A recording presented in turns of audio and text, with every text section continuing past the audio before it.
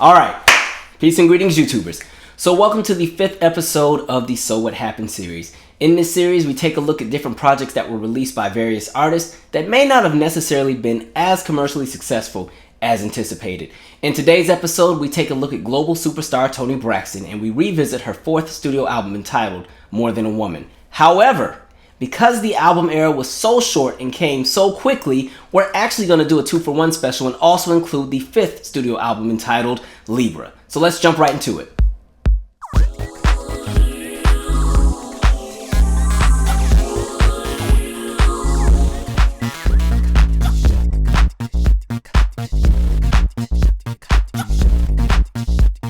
On November 18th of 2002, 5 months pregnant and in dispute with her record label in regards to the rollout and promotional campaign for the album, Toni Braxton would press on to release the More Than a Woman project. Sadly, it would be an album that was quietly received and came and went rather quickly. As a matter of fact, when it comes to the general public, it's an album that many didn't even realize existed.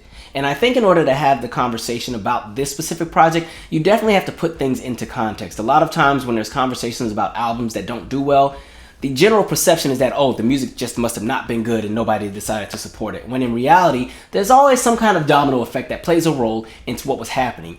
And if you paid attention on the series, we always revisit what was happening with previous albums and what was happening in the context of the artist's career leading up to the release of the project in conversation. And so in order to have this conversation about More Than a Woman, we have to backtrack and revisit the story of Toni Braxton. So let's jump into it. We would first be introduced to Toni Braxton around 1990. Back in 1989, she and her sisters had signed with Arista Records under the group name the Braxtons. In 1990, they would go on to release the single Good Life. The song would fail to chart on the Billboard Hot 100, however, it would make a small dent on the R&B charts, peaking at number 79. I think one of the reasons why the group didn't necessarily catch on was because there was a major age gap amongst the members. You had somebody like a Tamar who was about 13 years old in a group with somebody like a Toni who at the time was about 23. And so when it comes to the content of what a group could make music about in regards to what's age appropriate, you run into challenges when there's such an age gap. And some may say, well, you know, when the Jackson 5 came out, Jackie was about 7 or 8 years older than Michael, but the difference is that the Jackson 5 was marketed as a kid act, and they were intentionally pushed to ensure that they would pull in the younger audiences. With a group like the Braxtons, there was kind of a gray area in regards to how they were going to be marketed. They had these amazing vocals, and so you weren't going to really be able to push them to kind of like the teeny boppers because too many of the members were already over a certain threshold in regards to age.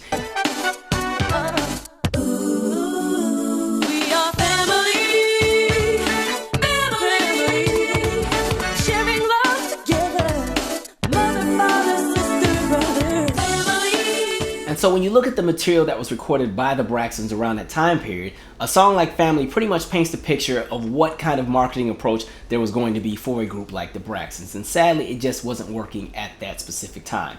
However, there was a star quality about Toni Braxton that captured the eye of Antonio L.A. Reid and Babyface, two ex-members of the R&B group The Deal that had now created their own record label entitled LaFace, a subsidiary of Arista Records. The two producers would have Toni Braxton recording background vocals and demos for the up-and-coming Boomerang soundtrack. One of the songs included a track entitled Love Shoulda Brought You Home. This song initially was intended for the Anita Baker. However, Anita Baker was pregnant at the time and actually really liked the vocal delivery of the woman who demoed the song, Toni Braxton. And she insisted that Toni Braxton actually go ahead and release the song. Another song also featured on the soundtrack would be the duet with Babyface entitled Give You My Heart. On June 15th of 1992, Give You My Heart would be released, and the song would actually do fairly well. The song would peak at number 29 on the Billboard Hot 100 chart and number 2 on the R&B chart. Then on December 4th of 1992, Toni Braxton would go on to release the single Love Shoulda Brought You Home. The song would peak at number 33 on the Billboard Hot 100 and number 4 on the R&B charts. Now with two very successful singles on the R&B charts, there was a lot of buzz surrounding the artist Toni Braxton. As a matter of fact, this was a time period where we were seeing an emergence of a lot of new faces into the music industry coming out of the late 80s and going into the early 90s.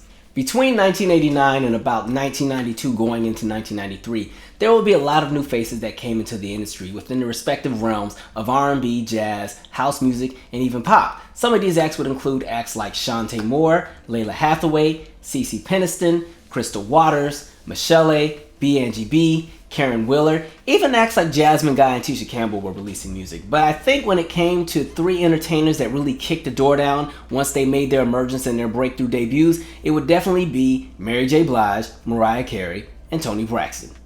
All very different artistically, but vital in regards to what would become the popular trends going into the 1990s. They were able to comfortably sit in a space that was already occupied by many other divas, including those like a Whitney Houston, Janet Jackson, Anita Baker, Vanessa Williams, and even the legends that were still having hits at this point in time like Aretha Franklin, Patti LaBelle, Chaka Khan, and Gladys Knight.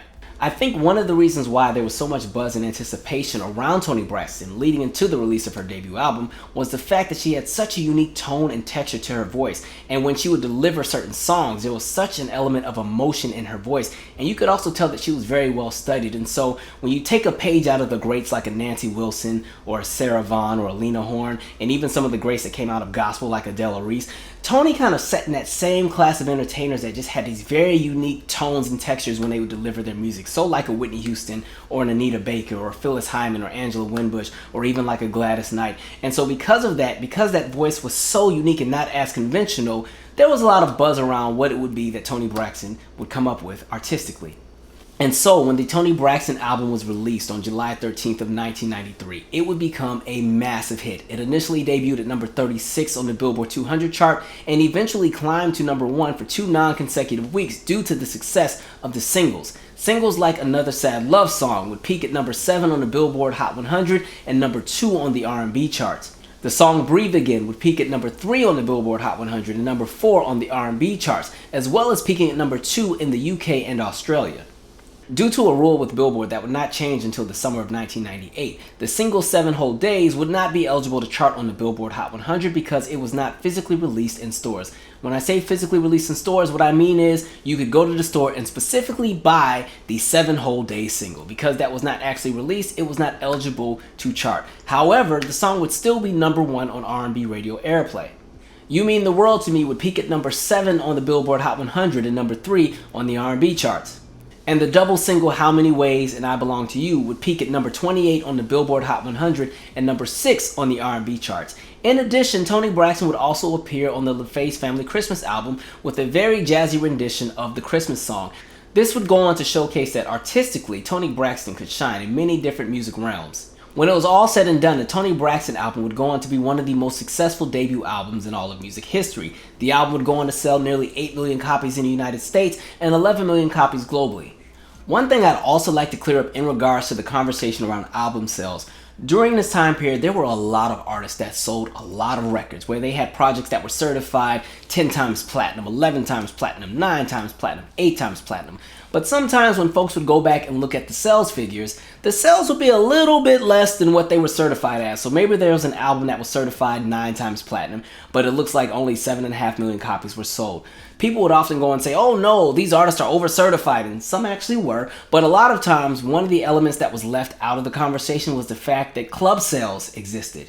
So when we go back, a lot of record labels and music groups had their own music catalogs where consumers could go and buy different projects from that label for a discounted price. And so you had things like BMG Music Club or Columbia House where, you could buy 12 CDs for the price of one. And so when we talk about counting albums, there's 2 different systems that exist in the same parallel realm. You have the RIAA.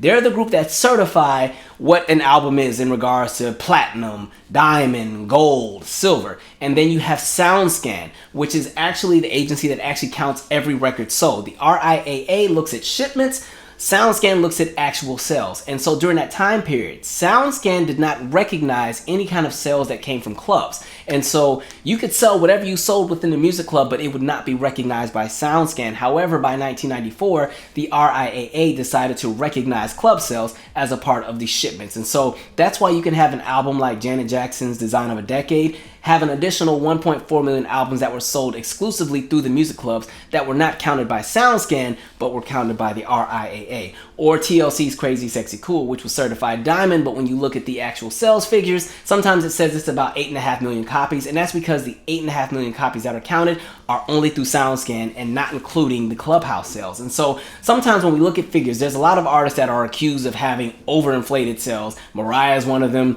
TLC is one of them. They tried to do that with Toni as well, and I think one of the conversations is people forget about Clubhouse sales. It's also important to note that this is the era when a lot of people still went to the stores to purchase music. And so you had so many viable options in regards to where you could go and purchase music from. And sometimes there were music retailers that didn't report their numbers to SoundScan. And so I say when looking at SoundScan and the RIAA, it's supposed to be like a seesaw. If the numbers match up, it's balanced. But if you have too many not reporting to SoundScan or too many over reporting to RIAA, you could never get it balanced. And that's why sometimes when we're looking at the figures, they never match up. And then it gets even more complicated when we jump into the international markets because they have their own way of calculating album sales. And literally every country has their own system. And this is why when it comes to the international figures for a lot of artists, it is very hard to determine exactly what it is that they have sold. Now with a very successful debut album and a successful joint tour with Mason Frankie Beverly, Toni Braxton was gearing up to release her next album entitled Secrets. This would be the album that would catapult Toni Braxton into a new stratosphere of success in regards to the music industry. The album would be released on June 18th of 1996, anchored by the lead single You're Making Me High, and the album would debut at number 2. You're Making Me High would go on to be an international smash, peaking at number 1 on the Billboard Hot 100 and the R&B charts. The B-side to the single, entitled Let It Flow, would also be featured on the Waiting to Excel soundtrack and be a massive success on R&B airplay. However, it would be the single Unbreak My Heart that would turn Toni Braxton into a global superstar. The single would be released on October 7th of 1996 and literally kicked the door down. The song would peak at number 1 on the Billboard Hot 100 and stay there for 11 consecutive weeks. The single would go on to be a worldwide smash, selling 10 million copies internationally and 3 million copies in the United States. In 1998, the song would be declared the most successful song by a solo act in Billboard Hot 100 history. The single also goes down as being one of the best-selling singles of all time. The song was everywhere. Literally from October of 1996 to about February of 1997, you could not escape the song. It had a grip on adult contemporary radio, it had a grip on pop radio, it had a grip on R&B radio. Internationally, it was a hit everywhere. This is a song that would become the signature single of Toni Braxton's career. The song was so massive that it kind of indirectly played a role into what would happen with the following singles. The next single released would be I Don't Want To, with the B-side being I Love Me Some Him. The songs would peak at number 19 on the Billboard Hot 100 and number 9 on the R&B charts. Toni Braxton at this point in time was so massive that literally she had no time to promote I Don't Want To because she was on tour at the moment. It was to the point where she literally shot the I Don't Want To video in one day. That's why if you watch the video, it's something that's very, very simple. It's because she was on a limited time crunch and she only had so much time to shoot before she got back on the road. And so this was a single that she was not really able to push and promote, but it still did well and was a top 20 hit and also would go to number 1 on the dance charts. Y'all know this is the era where every ballad also had a dance mix. It was the 90s. The last single released from the album would be the single How Could an Angel Break My Heart, which oddly enough did not chart on the Billboard Hot 100. However, it did reach number 5 on the UK R&B charts and number 12 on the US Adult Contemporary charts. And so one of the reasonings as to why the song didn't quite catch on is the fact that by the time the song was released in November of 1997, Toni Braxton had just wrapped the Secrets tour, and she didn't really push and promote this song because Toni Braxton was tired. She was wore out. She'd been on tour all year. In addition to that, it's a very adult contemporary song, which normally is something that catches on with those kind of audiences. You know, adult contemporary songs are those songs that are marketed to the older audiences. So like the Elton John material, the Celine Dion material, you know, those are the kind of songs that really catch on with adult contemporary audiences. However, in the R&B world, there was a shift going on in music. And so you've had acts like Keith Sweat have a really great 1996. You've seen the emergence of what was happening with Bad Boy and the correlation in the marriage between R&B and hip hop. And you saw what was happening with the emergence of the Timbaland productions. And so there was a shift going on in R&B. So a song like How Could an Angel Break My Heart was not going to do well at R&B radio at that point in time. And with the pop radio, even though you would have thought it was going to be a hit, you're also seeing the shifts in pop music where you're starting to see the early beginnings of the teen pop explosion, starting kind of with the Spice Girls that are now kind of kicking the door in the United States. And you're getting ready to see the Backstreet Boys and Britney and all of them also kick the door down in about another 9 or 10 months. And so the industry was just starting to go through a shift. And like we said, Toni already had 5 singles in heavy rotation on radio, all right? You're Making Me High, Unbreak My Heart, I Don't Want To, I Love Me Some Him, and Let It Flow. And so sometimes radio programmers are like, all right, it's been a good era, but we're ready to move on to the next. And so that would be the Secrets album. The album would sell nearly 8 million copies in the United States and sell 15 million copies internationally. The album would go on to be the 9th best-selling album of 1996, and at this point in time, Toni Braxton had secured her place in the music industry. She was now in a space where she could stand out amongst her peers and fit comfortably in an industry that was really dominated by a lot of women in music.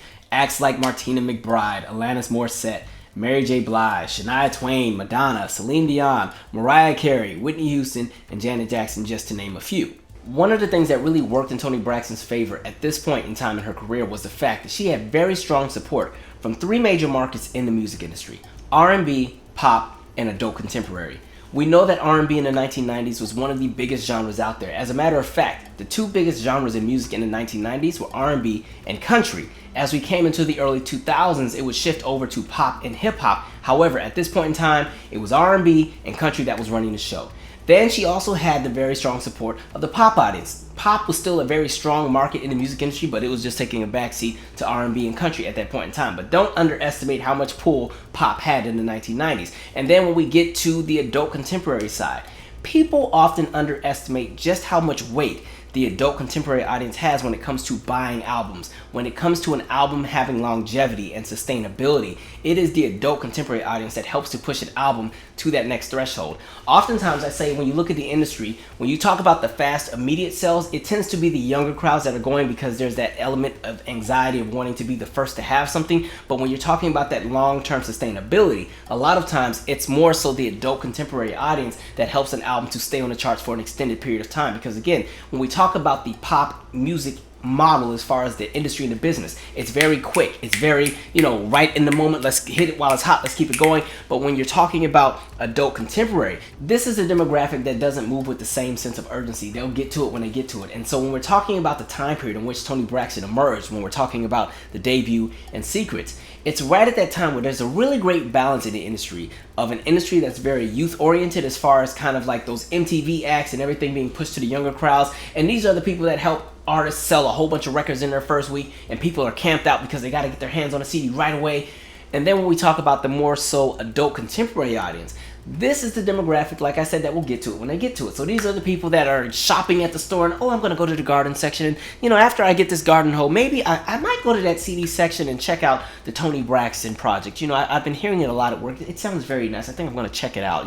I really like that one. I really like that How Could an Angel Break My Heart? So I think I'm going to buy that album. And so Toni was fortunate where she kind of had the best of both worlds because, again, Toni was marketed to more so adults. Like, Toni made music for grown folks, but because the music was so good and it was catchy, younger audiences still appreciated the sound as well. And so Toni was able to pull in younger audiences, but Toni was really able to secure it in regards to that adult contemporary demographic. Just to kind of prove my point, when we talk about something like Unbreak My Heart being #1 on the Billboard Hot 100 charts for 11 weeks, on the adult contemporary charts, it's set at #1 for 14 weeks. And so Toni Braxton was able to bask in the success of being able to tap into many different markets. And this is one of the reasons why her album sold so well. Another thing that really worked in Toni Braxton's favor was the fact that this was still the era of ballads. Ballads used to help a lot of artists sell a lot of records and get massive hits because people loved ballads, especially in the 80s and the 90s. And this is one of the reasons why you saw so many really big blockbuster projects. If we take something like the Bodyguard soundtrack, it got to a point where the album was selling 1 million copies a week because I Will Always Love You was just such a huge hit. Boyz II Men was another act that would have a string of very successful ballads in the 1990s. End of the Road would sit at #1 on the Billboard Hot 100 charts for 13 weeks. I'll Make Love to You for 14 weeks. And the collaboration with Mariah Carey on One Sweet Day would sit at #1 for 16 weeks. Ballads were the currency of the music industry, so songs like Aerosmith, I Don't Want to Miss a Thing, Vanessa Williams, Save the Best for Last, Wind Beneath My Wings, Purple Rain, Kiss from a Rose, My Heart Will Go On. I could name song after song after song, but these songs were all very massive singles that would help to sell a lot of records, not just in the United States, but overseas.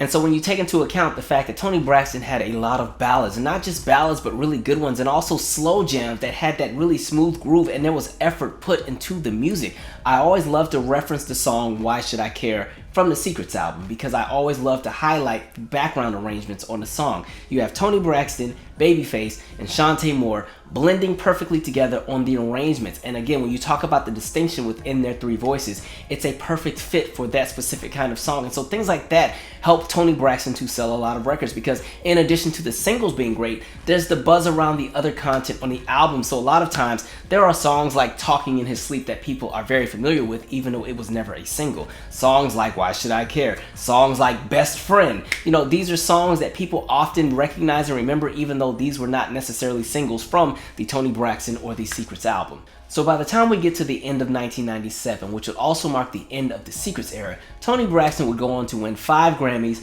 5 American Music Awards, and 3 VMAs. But this is also the time period where we start to see things that would impact her career and also kind of slow down some of the momentum that she was gaining. So let's jump into it. One of the major setbacks that Toni Braxton would run into was the fact that she filed for bankruptcy and also sued her record label. And a lot of people would say, why? What happened?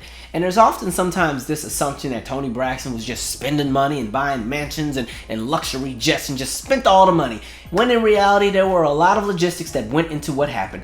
So let's dive into it, because it's very layered. A lot of times when an artist gets signed to a record deal, they often get kind of a really crappy deal in the beginning, because the label is not sure that they're going to even be a viable success. And then oftentimes, if that album performs well, they get to renegotiate their contract. So after Toni's debut album sold 11 million copies, they went ahead and there was an amendment added to her contract that stated from now on, she would get $1.6 million every time she did a new project. So right before Secrets emerged, they gave her a nice check for $1.6 million. Now with that $1.6 million, Toni Braxton would go on to buy a house. She'd also buy a Grand Jeep Cherokee and a few other small things, but other than that, things were pretty modest, because she also still needed to use that money to pay off her commissions, pay off taxes, agents, lawyers, all those different people. And so at this point in time, by the time she pays off everybody she needs to pay off, she buys a house and gets the Jeep, she has about 6 figures left in her bank account. In addition to that, the only money she had before that $1.6 million was pretty much the money that she made from touring with Maze and Frankie Beverly, because there weren't a lot of royalty payments coming from the first album. In mid-1996, Toni Braxton would be approached by Kenny G's team because he was interested in doing a collaborative tour across the country with Toni Braxton. At this point, Toni Braxton had already been doing several spot dates around the country, which would be the early elements of her Secrets tour. She had already done 19 dates. By collaborating with Kenny G, 42 additional dates would be added, and then after those 42 dates were completed, Toni Braxton would continue on her tour solo over in Europe. With the combination of the spot dates that Toni Braxton had already completed, plus the Kenny G dates, and plus the additional dates that would be added because of demand and the legs that would be in Europe, this entire tour would be 150 shows. The initial plans would have Toni Braxton serve as the opening act for Kenny G, because at that point, he was the bigger artist. Again, remember, this is before the release of Unbreak My Heart. At this point, Toni is riding the success of the debut album, And You're Making Me High. And so she had been doing her own spot dates at smaller venues, not really the big giant arenas. And so by going and revamping and collabing with Kenny G, now they'd be at an arena tour. And so she would serve as the opener, he would serve as the closer. There was just one problem. Many black promoters were very upset with Toni Braxton because all of these new dates that had been added with Kenny G were all done with white promoters. Remember on the Janet Jackson episode of this series when I said that the music industry was very segregated? it wasn't just segregated in regards to marketing, it was also segregated in the world of touring. A lot of times, white artists work with white promoters, black artists work with black promoters. And so Kenny G's team had already done all the arrangements in regards to booking the venues, and Toni Braxton's team didn't really have a lot of say. And so Kenny G's team went ahead and booked with all of the white promoters, and so a lot of black promoters felt slighted and felt that they were left out of the touring. And so a lot of black promoters said that they were planning to boycott Toni Braxton. And so when Toni Braxton finds out about all of the backlash, because again, this is something she was kind of out of the loop on. This is more so a conversation about logistics and management. A lot of times with touring, the artist works on the actual show. They're prepping what songs they're going to sing, what they're going to do with the band. Their job is to be the talent and entertain. They make sure their team manages the logistics, the money, and the contracts. And so Toni was totally out of the loop. So once she finds out that, hey, a lot of people are really mad at me, and there's a lot of black radio stations that are also kind of lighting me up, maybe I should pull out of this tour because it might not be a good idea. I should just stick with the tour I was already doing because I was already doing good on my own. And so Toni starts to reconsider whether or not she should even do this tour with Kenny G. Somehow, Kenny G's team finds out that Toni Braxton is on the fence about this tour. And mind you, Toni has not signed any contracts in regards to this tour yet, but Kenny G's team has already put it out there that they're touring together and tickets are already being purchased. And so Kenny G's team threatens to sue if Toni decides to pull out. Mind you, she still has not signed anything yet. And this is when things start to get out of pocket. Toni Braxton is slated to perform at the 2nd annual Lady of Soul Awards. And so while Toni Braxton is there, she's getting ready to perform, someone from her team tells her, Toni, no matter what you do, if anybody calls you, do not acknowledge them. Don't confirm your identity to anyone. Just perform, get off the stage, and then we got to get out of here. What had happened was this. Kenny G's team found out Toni Braxton would be there, mainly because, hey, they got the commercials that are ad and said, hey, it's the 2nd annual Soul Train Lady of Soul Awards. Vanessa Williams will receive the special Lena Horne Achievement Award. Brandy will be honored as Entertainer of the Year. Plus performances by Toni Braxton, Monica, Queen Latifah, Kirk Franklin and the Family, the Isley Brothers, SWV, and more. Don't miss the Soul Train Lady of Soul Awards. Tonight at 8 on the WB Channel 11. And so they say, you know what? Okay, she don't want to do this tour. We got something for her. Kenny G's team was planning to serve her at the award show. So Toni was literally going to perform, come off the stage, and somebody would be backstage waiting for her with the papers. And so Toni Braxton had to perform and literally hightail it out of the venue. Frustrated, Toni Braxton goes to Clive Davis. And remember, Clive Davis is a big deal in the industry at this point in time. He's worked with everybody from Dionne Warwick to Aretha Franklin to Phyllis Hyman to Whitney Houston. And again, he's also done a 50-50 joint venture with P. Diddy, and now Bad Boy Records is this big giant thing that's blowing up. And again, Arista is also the parent company to LaFace Records, which is the label that Toni Braxton is on. So Toni goes to Clive and she's like, what am I supposed to do? I was already on a tour. I was doing fine with my little spot dates here and there. And Kenny G's team came. They want to do something a bit bigger. They've already signed off on everything. I never signed anything, but tickets are on sale. They have the promotions going, and now they're threatening to sue me. What am I supposed to do? And so Clive Davis is like, really, honestly, the best thing you can do is just complete the tour. Go ahead and do the tour. It will expose you to bigger audiences. It will take you all around the world. This will launch you into the next phase of your career. So just go ahead and do it because you don't want to deal with all the smoke from a legal standpoint. So just go ahead and do the tour. I don't know if I would have took that advice. Kenny could have caught it. So Toni Braxton decides to do the tour, and she also wants to make amends with the black tour promoters. So she connects with a friend that's also a producer, and they're able to arrange a deal that would include all of the black promoters on this tour. The logistics of the tour would also state that Kenny G would receive 60% of the profits and Toni Braxton would receive 40% of the profits. Now let me tell you how trifling this really becomes. So because Kenny G's team is a little iffy about whether or not Toni Braxton will actually complete the tour and are nervous about her pulling out, the arrangement is that Toni Braxton will only receive half of her 40% up front, and she will get the other half out of escrow when the tour is over.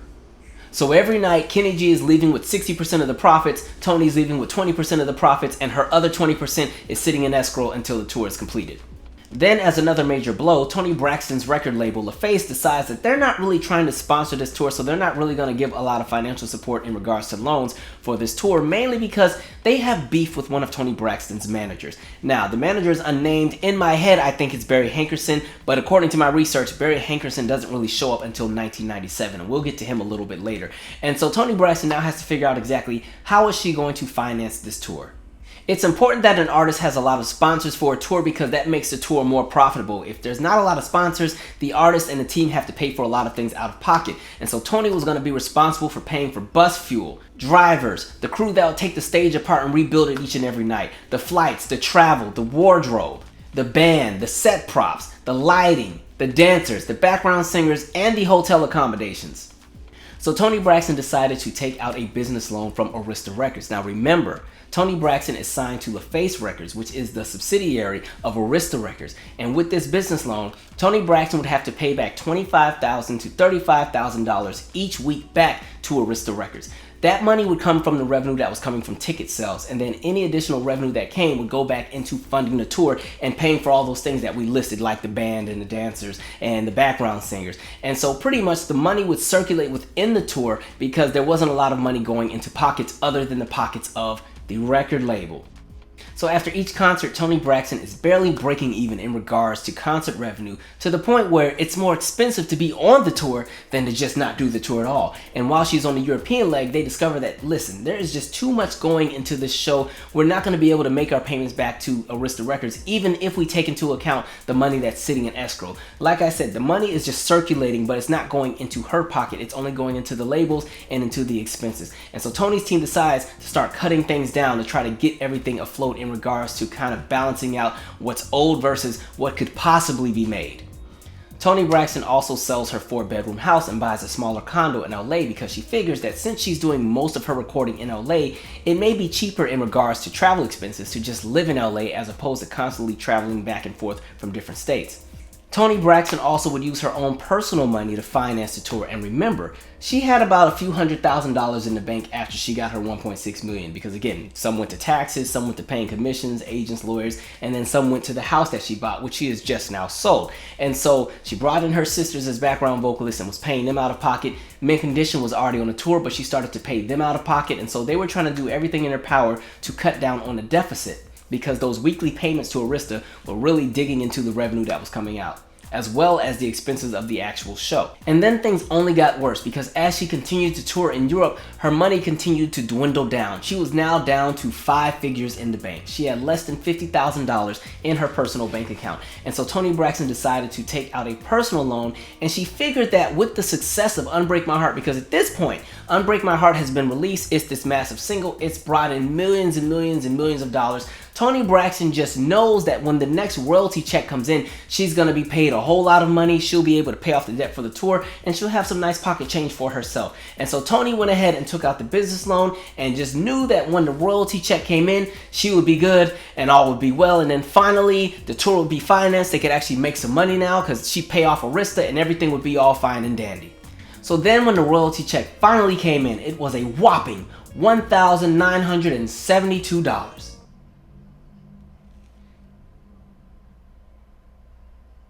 So what happened was this. The label decided to go ahead and take everything that was already owed to them up front. So they took the expenses from the album plus the debts that were already owed. And even after all of that, when it was all said and done, they decided they were not going to give her another business loan because she was now $3.9 million in debt.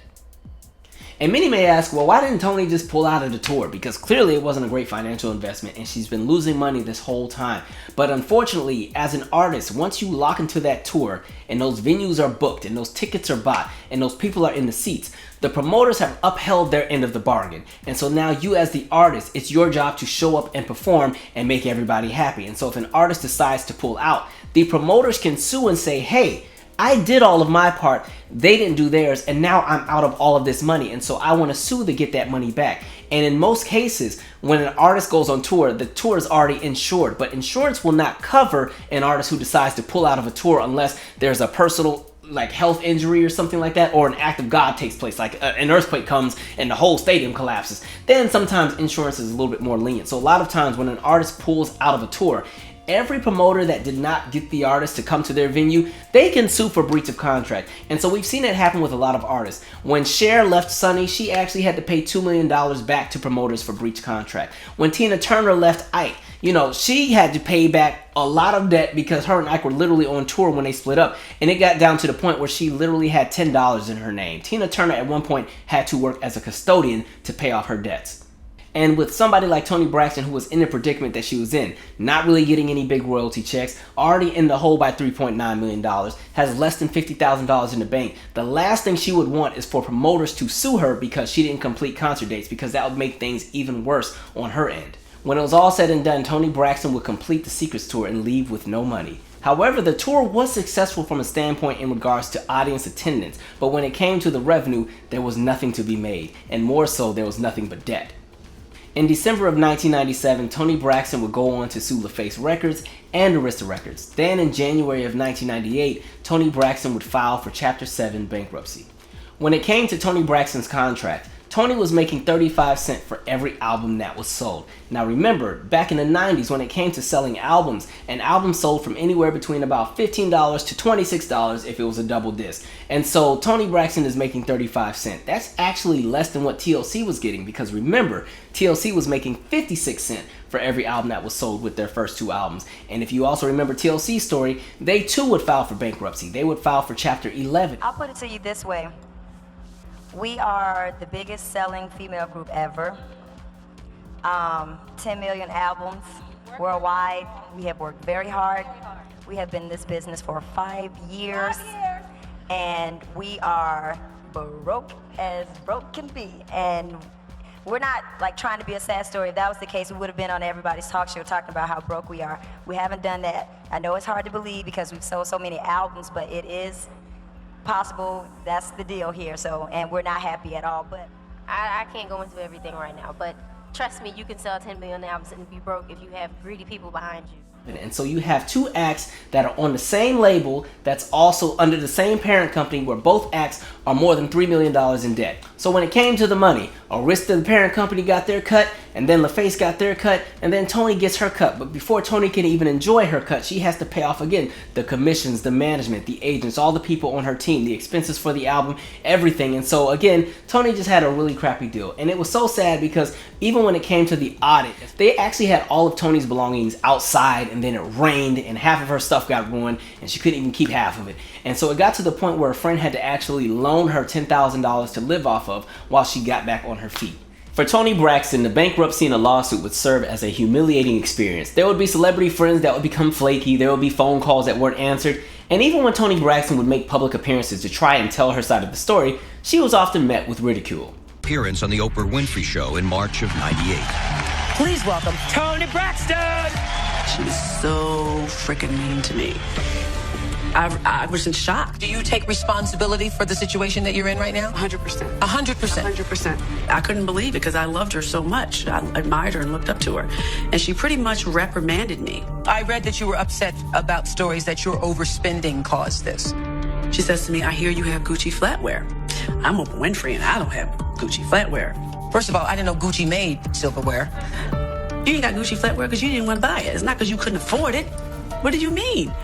And immediately, she made me feel this big. That moment completely changed my career. It made people look down on me. With the lawsuit and the bankruptcy still in litigation, Toni Braxton would need a way to bring in money. So from September of 1998 to February of 1999, Toni Braxton would star in Broadway's version of Beauty and the Beast as Belle. She would also go on to be the first and only black woman to star as Belle on Broadway, as well as becoming the first black woman to star as a Disney princess on Broadway.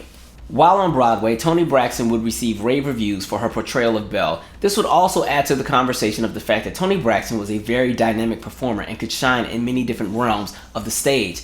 In addition, I do believe that had Toni Braxton's team released a concert DVD of the Secrets tour, it would have been something to help add to the conversation of Toni Braxton as a live performer. Sadly, Toni Braxton has no professional releases of any of her concert tours.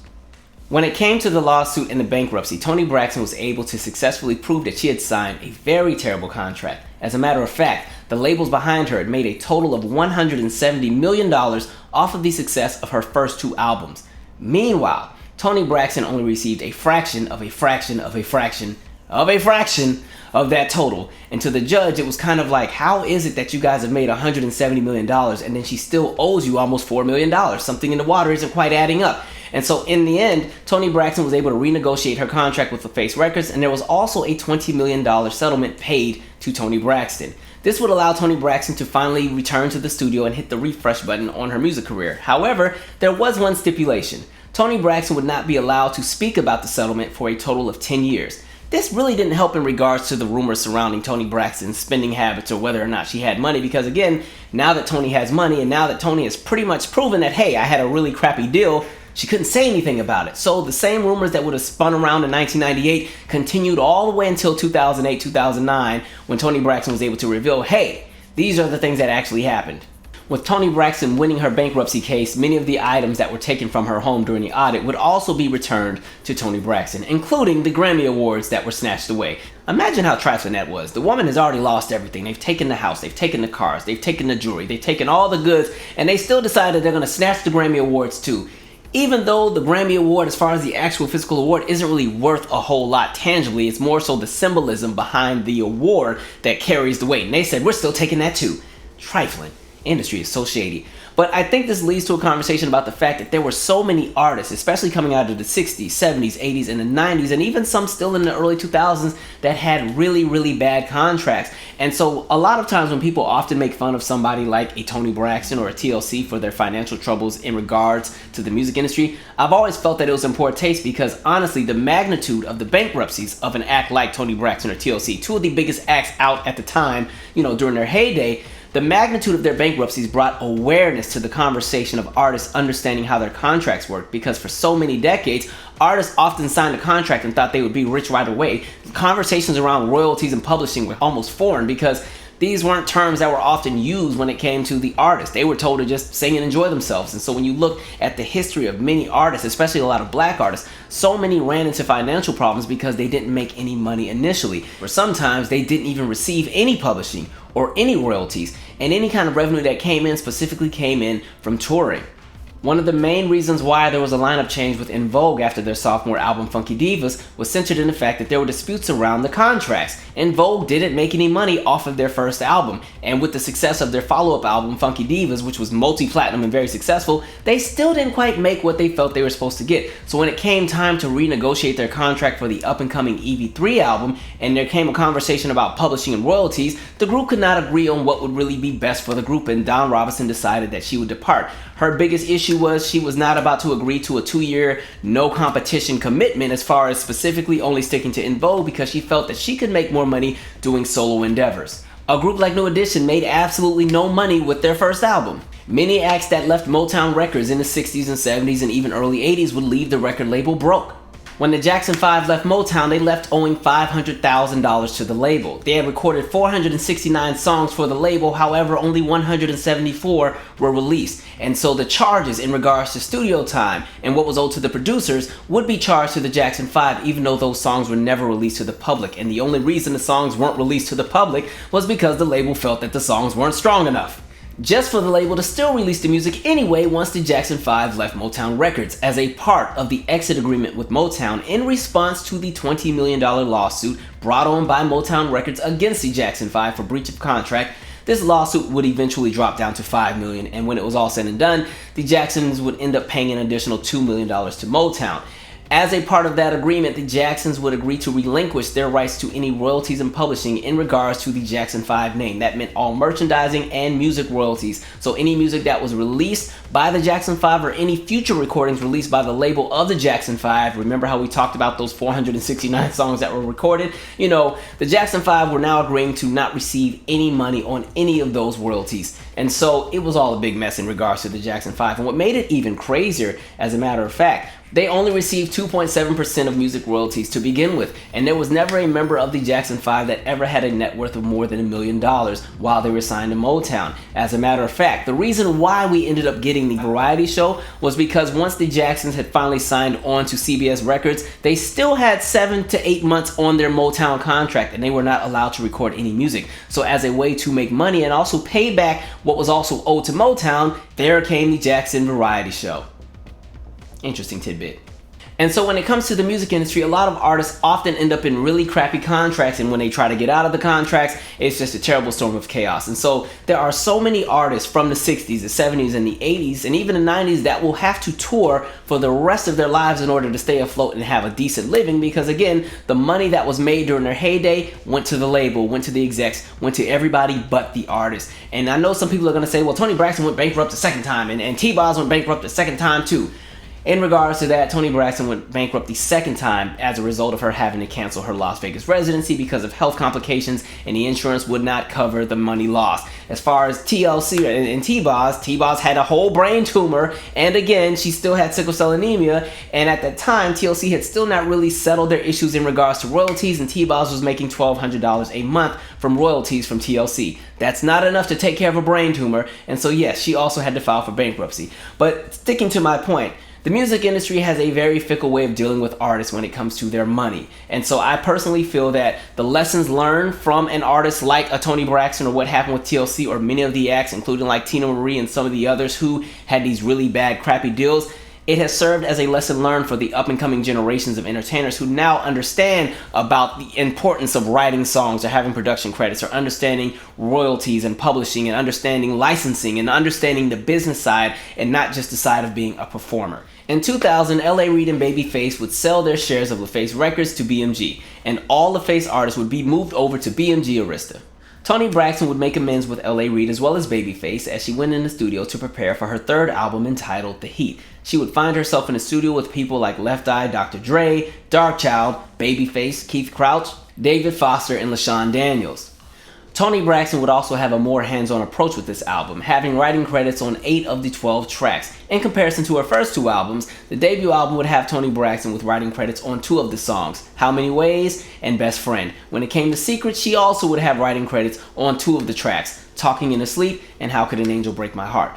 Arista Records would now have the task of trying to figure out exactly how to reintroduce Toni Braxton to the world. So much had happened between the Secrets album and the upcoming album, people weren't exactly sure how Toni Braxton would be received. And what better way to kick the door down than to do the Super Bowl halftime show? On January 30th of 2000, Toni Braxton would appear with fellow acts Enrique Iglesias and Christina Aguilera as performers at the Super Bowl halftime show. Then on February 29th of 2000, Toni Braxton would release what would be the first single from the Heat album, He Wasn't Man Enough. The Rodney Jerkins produced track would become a massive hit for Toni Braxton. It would receive rave reviews for being something very different for the year 2000, as well as receiving a lot of radio play and being a staple on the major music networks. Toni Braxton was back with a funkier sound, a new image, and a lot of buzz surrounding her upcoming project. During this time period, Toni Braxton would reinvent her image and celebrate her sex appeal. And man, listen, when Toni Braxton re-emerged in 2000, many heads were turned. They were like, whoa! Okay, Toni, we see you. We ain't even mad. Get it, Toni. Literally, Toni Braxton became almost a new artist overnight as far as the imaging. He Wasn't Man Enough would sit at number 2 on the Billboard Hot 100 only because it could not knock down Maria Maria from the number 1 spot by Carlos Santana. However, the song would stay at number 1 on the R&B charts for a total of 4 weeks. He Wasn't Man Enough was a very important song for R&B, mainly because there were so many changes taking place in the music industry at that time. In comparison to a time like 1996 when R&B still ran the show commercially, we're now in a space where other genres are starting to have a larger piece of the pie. The teen pop explosion is in its peak. Hip-hop has become a much bigger genre. The Latin explosion has kicked into next gear. That's why Maria Maria was sitting at number 1 on the charts. And even alternative music is now making an additional wave on top of the wave that country music is still making. The thing about the success of He Wasn't Man Enough was the fact that it was able to be a crossover hit without being a song that left its R&B roots. It was a song that was rooted in R&B, did not have pop influence, did not have hip-hop influence. There wasn't a rapper on the song. This highlights the fact that 2000 would go down as one of the very last years when R&B music could still be neck and neck with hip-hop. Like we've said before on this series and my R&B is Dead series, there was a time period where R&B and hip-hop had a marriage. R&B could stand on its own, hip-hop could stand on its own. Sometimes they would collab and make a massive hit, but if they didn't collab, both genres could still stand on their own and make massive hits. 2000 would go down as one of those very last years where that could still happen. In modern times, radio often will hesitate to play an R&B song if it does not have a rapper on it, if it does not have a hip-hop influence, if it's not a cross-genre collaboration with a pop artist, if it's just not a pop artist that's singing an R&B song. A lot of times, songs that are strictly R&B get ignored by major radio stations. Case in point, we can take two songs like Solange, Cranes in the Sky, which was a massive R&B hit for Solange. However, the song never made it past number 74 on the Billboard Hot 100. And that's mainly because pop radio did not support the song, even though it got massive airplay on R&B and hip-hop radio. We can take a song like SZA The Weeknd, which was a very massive R&B hit. However, again, it never made it past number 29 on the Billboard Hot 100 because, again, pop radio did not support the song. Had the music industry in 2016, 2017, 2018 been structured the way that it was in 2000, there's probably a strong possibility that those two songs would have been at least top 10 or top 15 hits on the Billboard Hot 100.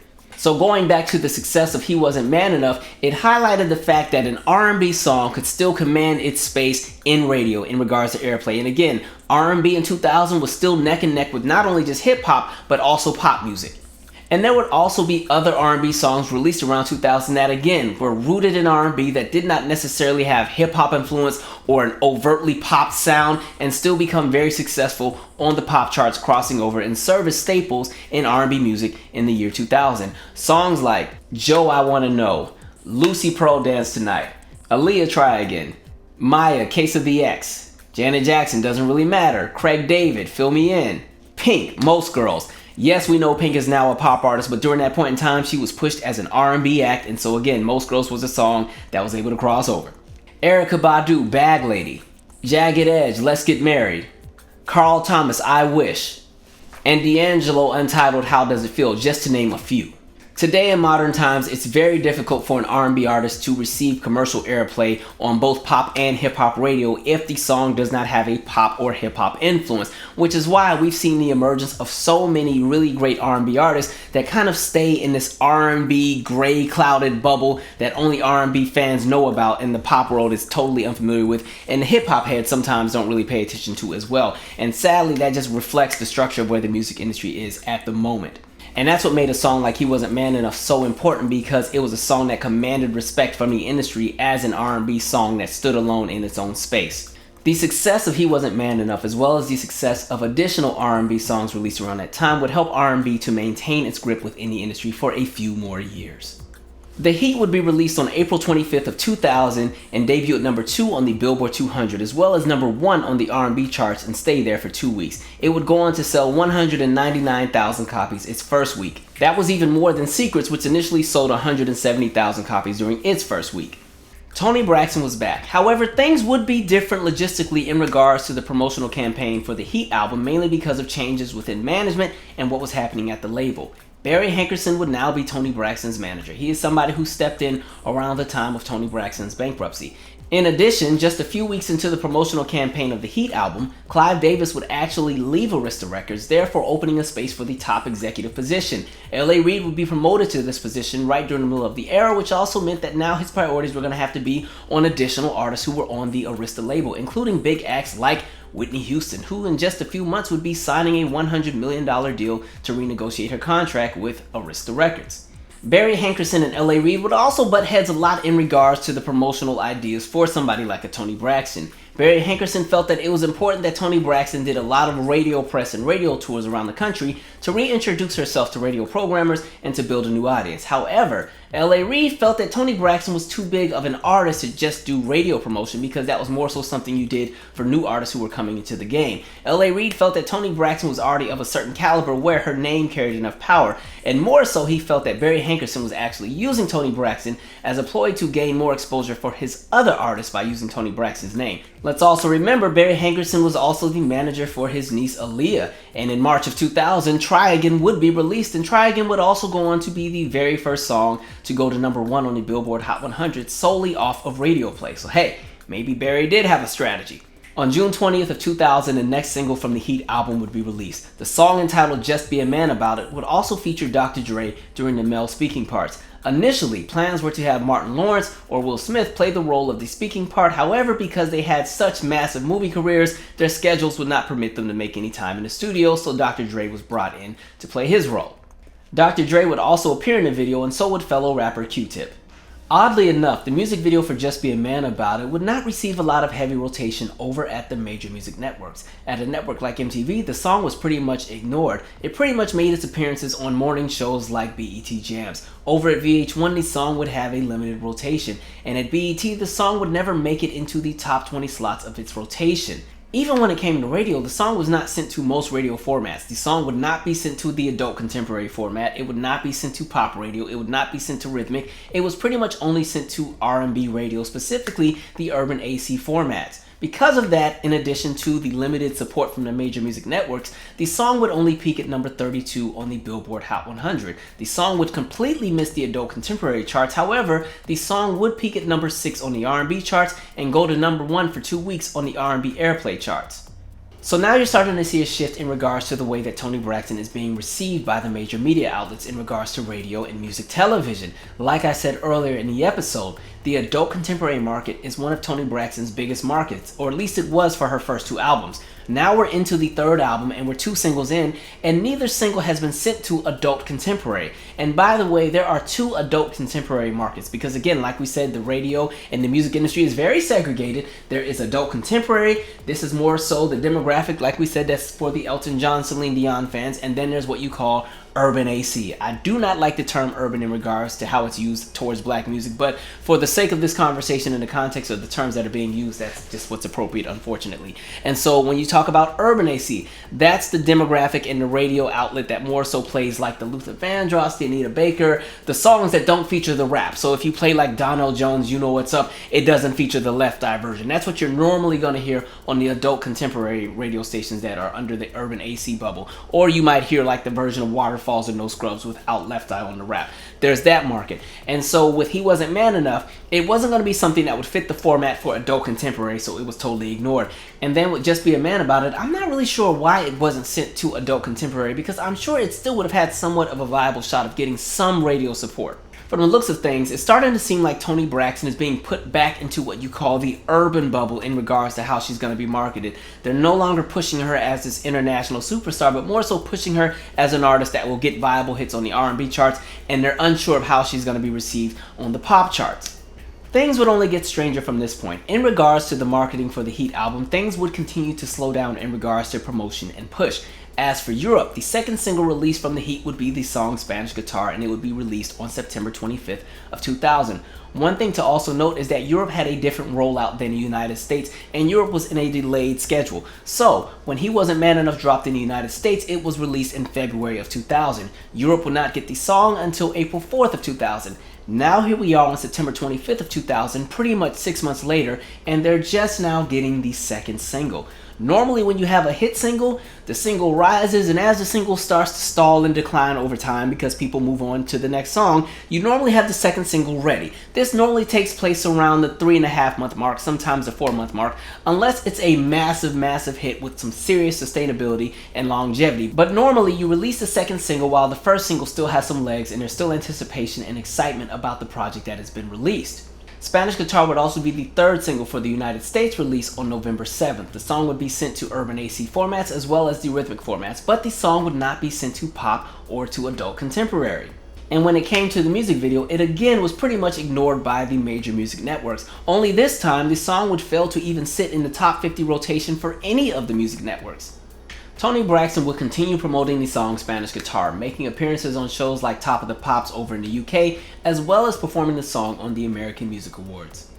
Spanish Guitar would become a moderate hit over in Europe, going to number 1 in places like Croatia, number 3 in Romania, as well as becoming a top 20 hit in some countries like the Netherlands and Romania. As for the United States, Spanish Guitar would only peak at number 98 on the Billboard Hot 100 and number 75 on the R&B charts. However, the song would peak at number 20 on the adult contemporary charts. And this is where I always get confused about the rollout and the marketing strategy for Spanish Guitar, because they pretty much ignored the adult contemporary market because they decided to push the single to the rhythmic market. However, the version that was sent to the rhythmic market was pretty much a dance version. It's the same version that Toni Braxton performed at the AMAs. And so right there where you had the adult contemporary demographic that was eager and waiting, like finally Toni is giving us an adult contemporary ballad that has great vocals and fits our format, Instead, they say, no, we're not going to give you guys that one because we're going to go ahead and remix it and give it to Rhythmic because, you know, the people want to dance a little bit. And so it's just so interesting that that was the rollout because the eagerness was there from the adult contemporary market, which is why this song still peaked at number 20 with limited push and promotion over on the adult contemporary side. But, you know, it's the industry. Sometimes you just never really understand the decisions that are made.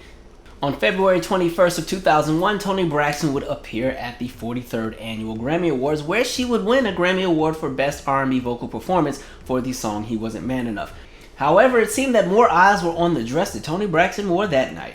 Also on February 6th of 2001, the fourth and final single from the Heat album would be released. The song Maybe would only be released to urban AC formats. A video was shot for the song, however, Toni Braxton felt that the video was a little too racy and decided to pull the plug on the video. Ooh, the Maybe video was a knockoff of the Grammy dress. Actually, it was the same dress, and we were pretending that I won the Grammy. Thank God I did. At the last minute, when I saw the first cut, I just said, LA, we cannot use this video. This is too explicit, and I would feel totally uncomfortable just for me, knowing that something like this was out there. The song Maybe would peak at number 74 on the R&B charts and number 11 on the US dance charts, and that would be the promotional campaign for the Heat album. The album would eventually be certified double platinum in the United States and sell around 5 million copies internationally. One thing I've always said on every episode of this series is that the way an album era ends will always play a role as to how the up-and-coming album is received by the masses in regards to excitement and anticipation. And when I look at what happened with the Heat, it's very interesting because the Heat is an album that is successful, and it's an album that definitely kicked the door down when it was released. You know, there's this massive single, Toni had the comeback. People love a good comeback story. You know, she had the hardship, but she overcame, and look where she's at now, and everything was fine and dandy. She even did the Super Bowl. You know, not everybody gets to go to that stage. And so when you have all of that, and then literally the promotional campaign just starts dropping the ball, and then even with the radio releases, they're limited. It's just like, I'm not really sure what happened. But the other thing I always say is with an album, the goal is always to maintain three things. One, appease the fans you already have. Two, maintain the general interest of the public. And three, bring in new fans. And I feel like The Heat is an album that was capable of doing all of that. Because again, it had a little bit of everything. It had the pop appeal as far as singles like He Wasn't Man Enough. You know, it had that element where there were songs on the album that could cross over to the pop audience and the pop markets and get that mainstream success. It also was a song that had the R&B gems, of course, and it was also an album that had the adult contemporary songs. So you had songs like Spanish Guitar or I'm Still Breathing, and so the songs and the elements were there. However, with the marketing and the promotion, it just never was presented that way, and so the album was lost on a lot of audiences, especially the adult contemporary audience, which in my opinion was one of her biggest markets. They pretty much ignored this project, and it kind of goes back to the fact that these singles were not really pushed to adult contemporary radio stations, and there's just a whole bunch of weird things that kind of took place in regards to this album as far as promotion. I think there are several reasons as to why The Heat received the outcome that it did, and again, The Heat was still a very successful album. It was multi-platinum and it had a hit single. However, in comparison to the first two albums, as far as Secrets and Toni Braxton, it didn't hit that blockbuster status that the first two did. And to be fair, it's not expected that every album from an artist is going to do that. Because again, the blockbuster status of an album, those are the exceptions to the rule in the music industry. And the thing is, Toni Braxton came out as the exception for her first two eras. And so it kind of puts her in a space where there's a heavy burden that you have to meet every single time. And so the challenge for Toni Braxton is, how do you sell 8 million copies of an album in the United States for a third time? Not everybody can do that, let alone once or twice. But I really think the radio releases played a huge role, because other than He Wasn't Man Enough, none of the other singles really had what you call that Toni Braxton rollout as far as radio. My definition of a Toni Braxton rollout as far as radio means the song gets sent to pop, R&B, and the adult contemporary bubble, meaning adult contemporary and urban AC. And if the song is an up-tempo, it also gets sent to rhythmic radio. And so there aren't any singles on that album aside from possibly He Wasn't Man Enough that had any of that. And so with limited releases, there were whole audiences that were capped out from those songs, meaning if you're already not a diehard Toni Braxton fan, and again, she's not getting a lot of airplay on the music networks aside from He Wasn't Man Enough, you may not even know that these songs are out. I'll be honest, the first time I heard Spanish Guitar was when she performed it at the AMAs. Because I'll be honest, I don't think I bought The Heat until I was in high school a few years later. I also think that there was just too much time in between singles. You definitely have to keep the momentum going in order to keep the general public interested. Your fans are going to definitely buy the album, but you need that general public that's going to have that interest that's maintained to go in and keep purchasing. I also think the relationships in regards to what was happening over at the label played a role into what was happening with Toni Braxton. Yes, she made amends. Yes, there was the settlement, but I'm sure there were a lot of people in some of those offices giving a strong side eye, like, oh, so this woman gonna sue us and now we still gotta promote her album? Okay, we gonna show her. You know, I'm sure some of that energy was there, in addition to the fact that the changes in leadership. You have Clive Davis out the door, you have L.A. Reid in a new position. L.A. can't give Toni Braxton the same attention he gave her during Toni Braxton and Secrets, because now he has to manage Pink, he has to manage all these other people, he has to take care of what's about to happen with Whitney, because she's gonna go in the studio and start prepping for not only just the greatest hits, but the Just Whitney album that's gonna come out in another 18 months. And so everybody's booked. So I think the relationships at the label had changed. And it's also noticeable that Toni Braxton did not tour for the Heat album. And listen, I understand. After that Secrets tour, I wouldn't want to tour anymore either. Y'all done took all my money, got me in debt. I got to file for bankruptcy. But touring is very vital when it comes to album promotion, because it helps an album to maintain sustainability, because it keeps a general interest amongst the public for an extended period of time. So think about the logistics of what happens when you're on tour. You're going to all these different cities, and as you're stopping in all these cities, you're generating buzz. And as you generate buzz, you're also stopping at the radio stations and you're promoting your single or promoting your album or promoting the show. And sometimes if you're on a very successful tour, you're doing multiple nights in the same city, which gives you even more exposure to the people in that region. And so as you're touring, the people are going to see your show. And also understand that diehard fans are not the only people that go to a concert tour. Sometimes people get company tickets to the show. Sometimes people get invited to go with a friend. And so as you tour, you're bringing in new fans, and it helps albums to sell for extended periods of time. And so without a tour, it kind of kills a lot of the opportunity that is there as far as sustainability and gaining additional album sales. The lack of support from the TV networks also plays a huge role. The year 2000 and 2001 are still years where music videos are very important as far as being in rotation. That rotation is what keeps those songs circulating and keeps the general interest. Like we said, once the diehard fans buy the album, it's up to the general public to keep the momentum going. And so what keeps the momentum going? The exposure on the music videos, what's happening with the radio, what's happening with the touring, what's happening with the public appearances, and the promotion. And then again, the promotion became very limited after the first few weeks of the album. And so there's just so many things that took place that pretty much killed the momentum for the Heat, which is kind of sad, because I really do think the Heat was a really great album. By the way, there's a song called Be the Man that did not make the Heat, which was one of my favorite Toni Braxton songs. I don't know why it didn't make the album. To be honest, I would have yanked Never Just for a Ring off the album and put Be the Man there instead, but it is what it is. And so that would be the Heat album.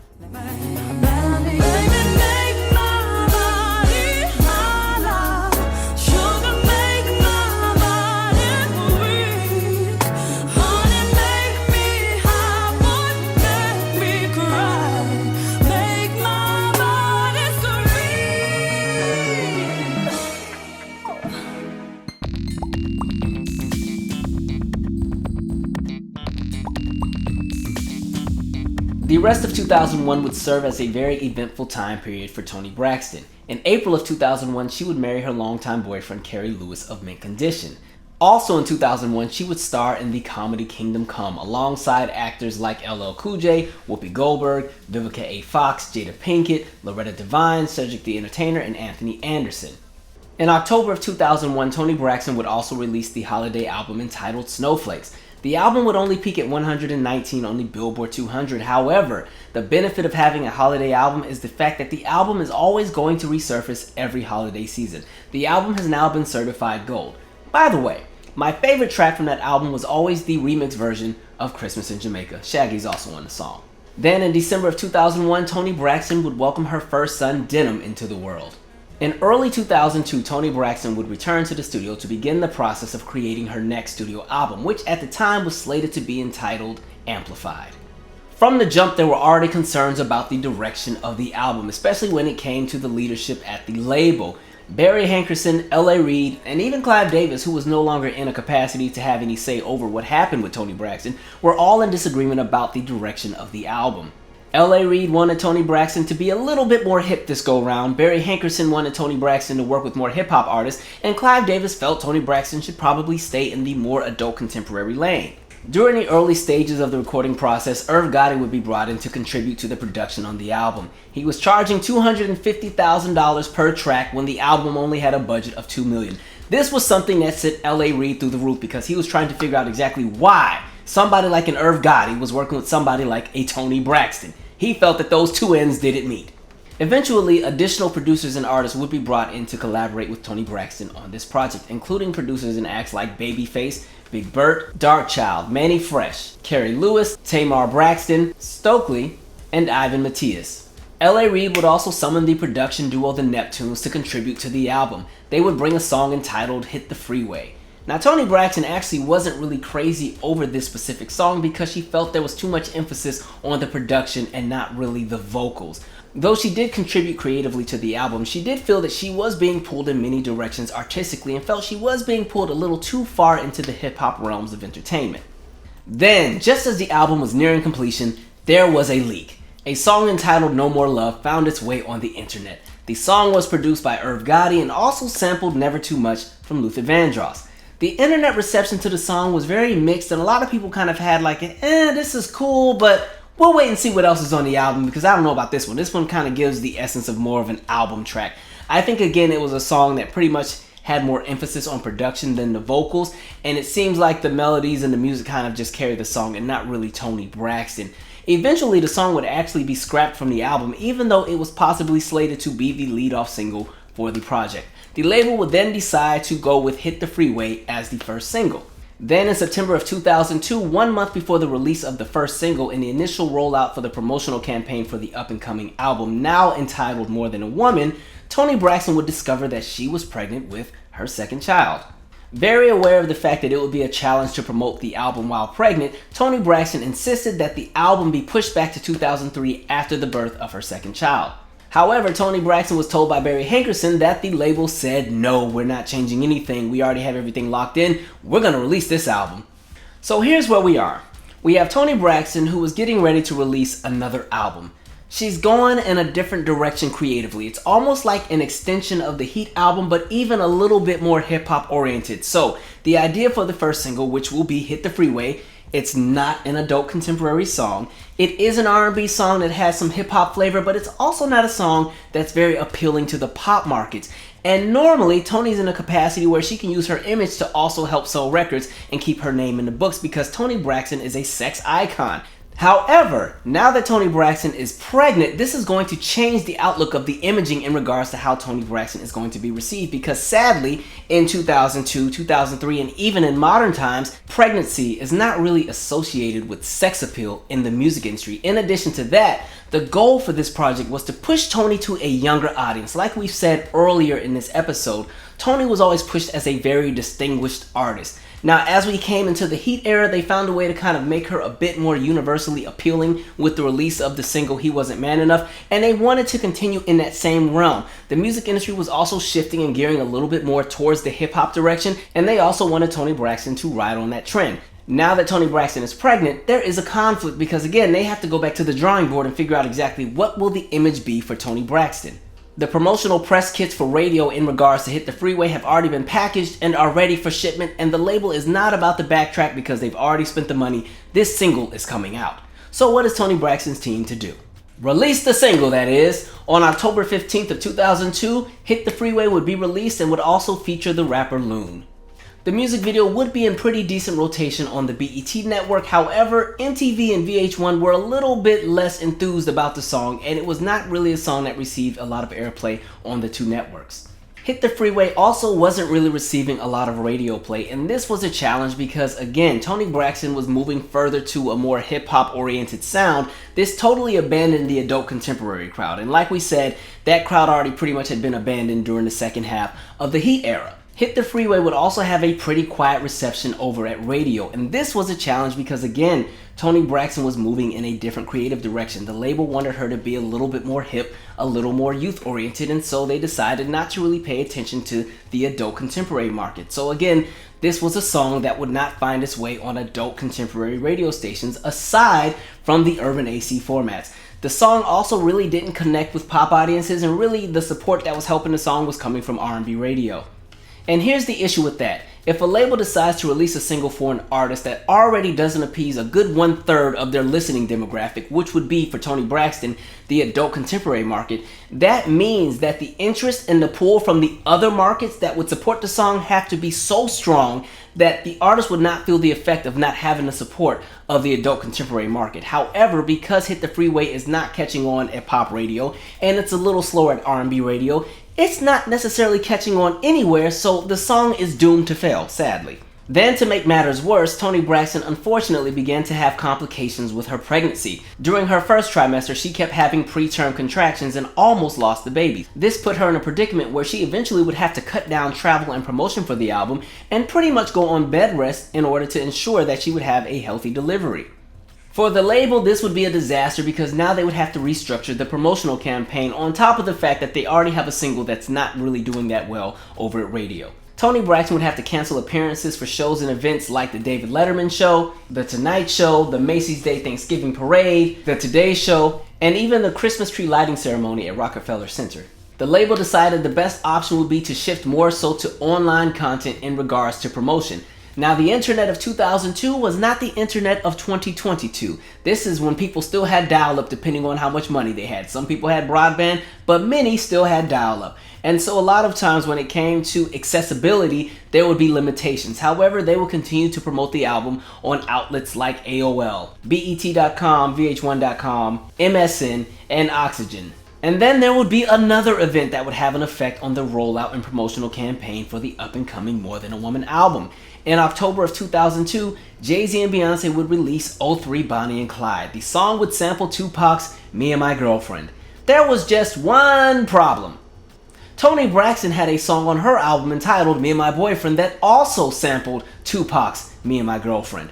Toni was pissed, mainly because the song Me and My Boyfriend was slated to be the second single from the up-and-coming More Than a Woman album. But we can talk about all that when you come visit the studio next month. Let's get to the business at hand, because this is really, really nasty. So Tupac did a song called Girlfriend, like that Bonnie and Clyde thing, back in the day.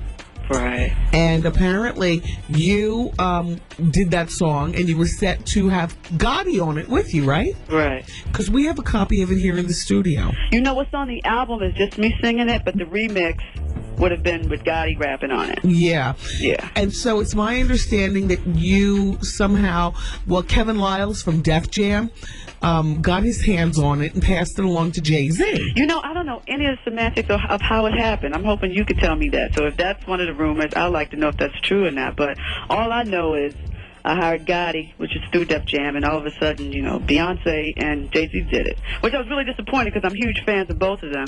And I mean, no one owns the song. Definitely not a sampled song. And Tupac left us with great music to sample, but it's both on that Def Jam label, so I'm really disappointed. You know, I'm like, I've been in the business 10 years, now I got these new up-and-coming divas trying to steal my mojo, and I'm like, what's up with that? I'm not going to handle it. I'm going to take this. We're going to fight this. We're behind you. Cool. We're behind you. We are behind you here. I'm just disappointed. It's a code of ethics. I mean, like Mary, me, Whitney, Mariah, Jan, it's a code of ethics. We don't even, like, try to work with the same producers that other people work with on our current albums. We're like, I'll wait till the next album. Right. We respect each other. Yes. And I feel like that's not cool. You shouldn't do that. Right. Now, do you think in your heart of hearts that perhaps Gotti had something to do, and this was his original intent anyway, to lure you? I don't think so, but hey, you never know. But I don't think so. But all I care about, you messing with my child's college fund, because I get a little piece of that publishing because I co-wrote it too my way. So, you know, you mess with me and my family, I'm a whole different person. Everybody's like, you know, Toni, she's conservative, she's classy, don't mess with my children, don't mess with my family. I'm a different chick. I ain't having it. But I'm just disappointed. I'm really disappointed because I'm huge fans of theirs, and I mean, there's just ethics. It's not cool. I mean, I did the song in June. People from Def Jam came and heard it. It's like, yo, T, that's hot. That's tight. You need to release that as your second single. That's the joint right there. You know what? So I'm like, oh, yeah, you know what? Yeah, maybe we should do it single. So it was set to be my second single. So I'm floored. With an artist of Jay-Z's caliber releasing a song that had the exact same instrumentation and also featuring a rising Beyonce who at this point in time was climbing up the ranks within her career, it would be career suicide for Toni to still release her version of the song, especially because the industry was already trying to age her out. Meanwhile, over at the Hit the Freeway camp, the single would not fare very well on the Billboard charts. It would peak at number 86 on the Billboard Hot 100 and number 31 on the R&B charts. It would go to number 1 in Belgium and also go to number 4 on the UK's hip hop and R&B charts. So now Toni Braxton is in a predicament where she has a single that's featuring a very popular rapper, however the song is not catching on. It's a song that does not connect with adult contemporary audiences, mainly because the song was not even serviced to adult contemporary radio aside from Urban AC. It has not caught on with pop audiences. It's not really getting a lot of play at the major music networks aside from BET. And now at the same time, a song that was slated to be the second single on the album will have to be canned because somebody else already has a song that has a very similar melody. None of this is good because, again, this is coming off of a previous album that had a very quick fizzle out in regards to the heat. Like we said before, the Heat album kicked the door down, but the album era would fizzle out, which again would have a direct effect on the anticipation of this current album that is up and coming, entitled More Than a Woman. On November 18th of 2002, the More Than a Woman album would be released and peak at number 13 on the Billboard 200, selling 98,000 copies in its first week. Without any additional plans for promotion and Toni Braxton dealing with a high-risk pregnancy, there was a grim outlook for the remainder of the More Than a Woman album era. As a matter of fact, no more official singles would be released from the album. The song A Better Man would be serviced to some radio formats, however the song would not be pushed and promoted by the label. In addition, a double A-side vinyl would be sent to radio stations that featured the two songs Let Me Show You the Way Out and Give It Back. There would be no additional promo for the More Than a Woman album. Toni Braxton would quietly retreat and focus on ensuring that she has a healthy pregnancy. The More Than a Woman album would be certified gold in the United States and eventually sell around 800,000 copies internationally. In the spring of 2003, Toni Braxton would appear on VH1's Toni Braxton Inside Out, a docuseries following her journey through her second pregnancy, as well as the ups and downs with her record label. In regards to the More Than a Woman album, Toni Braxton would go on to state, "I consider it the worst album I've done ever. It's like that one night stand you just don't want to talk about." I always thought Toni was a little too harsh on the album in regards to the idea of making Toni Braxton more of a contemporary R&B artist and centered a little bit more in the hip-hop realm. I do think the album did meet its mark. The challenges more so existed in regards to promotion and just things that took place within Toni Braxton's personal life that would have an effect on her ability to promote the album. In March of 2003, Toni Braxton would give birth to her second child, Diesel. And then in April of 2003, Toni Braxton would announce her departure from Arista Records and announce that she was signing with Black Round Records, the label of Barry Hankerson. One thing to also take note of is the fact that there is ageism in the music industry, especially against women. And for somebody like a Toni Braxton who was already in her mid-20s when she caught on commercially, she's now in this space where she's about 34 years old. And 34 is fairly young, but in music industry years, especially if the industry is trying to push an artist to a younger demographic, 34 is right on the borderline of pushing them out of the industry because they want to age them out and bring up the next generation. And so now for Toni Braxton, at this specific point in her career where she's about 34 years old, has one successful album that pretty much fizzled out and has just come off of an album that did not sell well, the idea of switching labels can often be a gamble because there's no guarantee that the next label is going to put the same energy into you that the previous label did, and some artists learn that the difficult way. A living legend like Diana Ross would be the perfect example. When she left Motown Records in the early 1980s and went to RCA, her career went on a decline. Some of it had to do with the fact that there were disputes in relation to creative control in the music, but some of it also had to do with the fact that Diana Ross was getting older and the industry was slowly trying to age her out as they brought in the new wave of entertainers. Janet Jackson would also run into that same problem when she would leave Virgin Records and go to Island Def Jam. Janet Jackson and L.A. Reid would have a bunch of creative differences in regards to the direction of the album. In reality, Janet Jackson really just wanted to tour, but L.A. Reid said in order to tour, you need to come out with one more album because Damita Jo didn't really do that well, 20YO did a little bit worse, and so in order to regain some buzz around your name as an artist and a viable touring act, you have to do another album. The Discipline album is released, and then even in regards to the promotion of the album, Janet and L.A. Reid could not agree, and 1 week into the promotional campaign for the album, Janet Jackson and L.A. Reid fell out. It was rumored that L.A. Reid was so irate with Janet Jackson that he wanted anything associated with her name to be taken out of the Island Def Jam offices. Take down those posters, take down any signs, get rid of all of it. I don't even want to know that she exists. I'm just frustrated with her. That's how frustrated he was.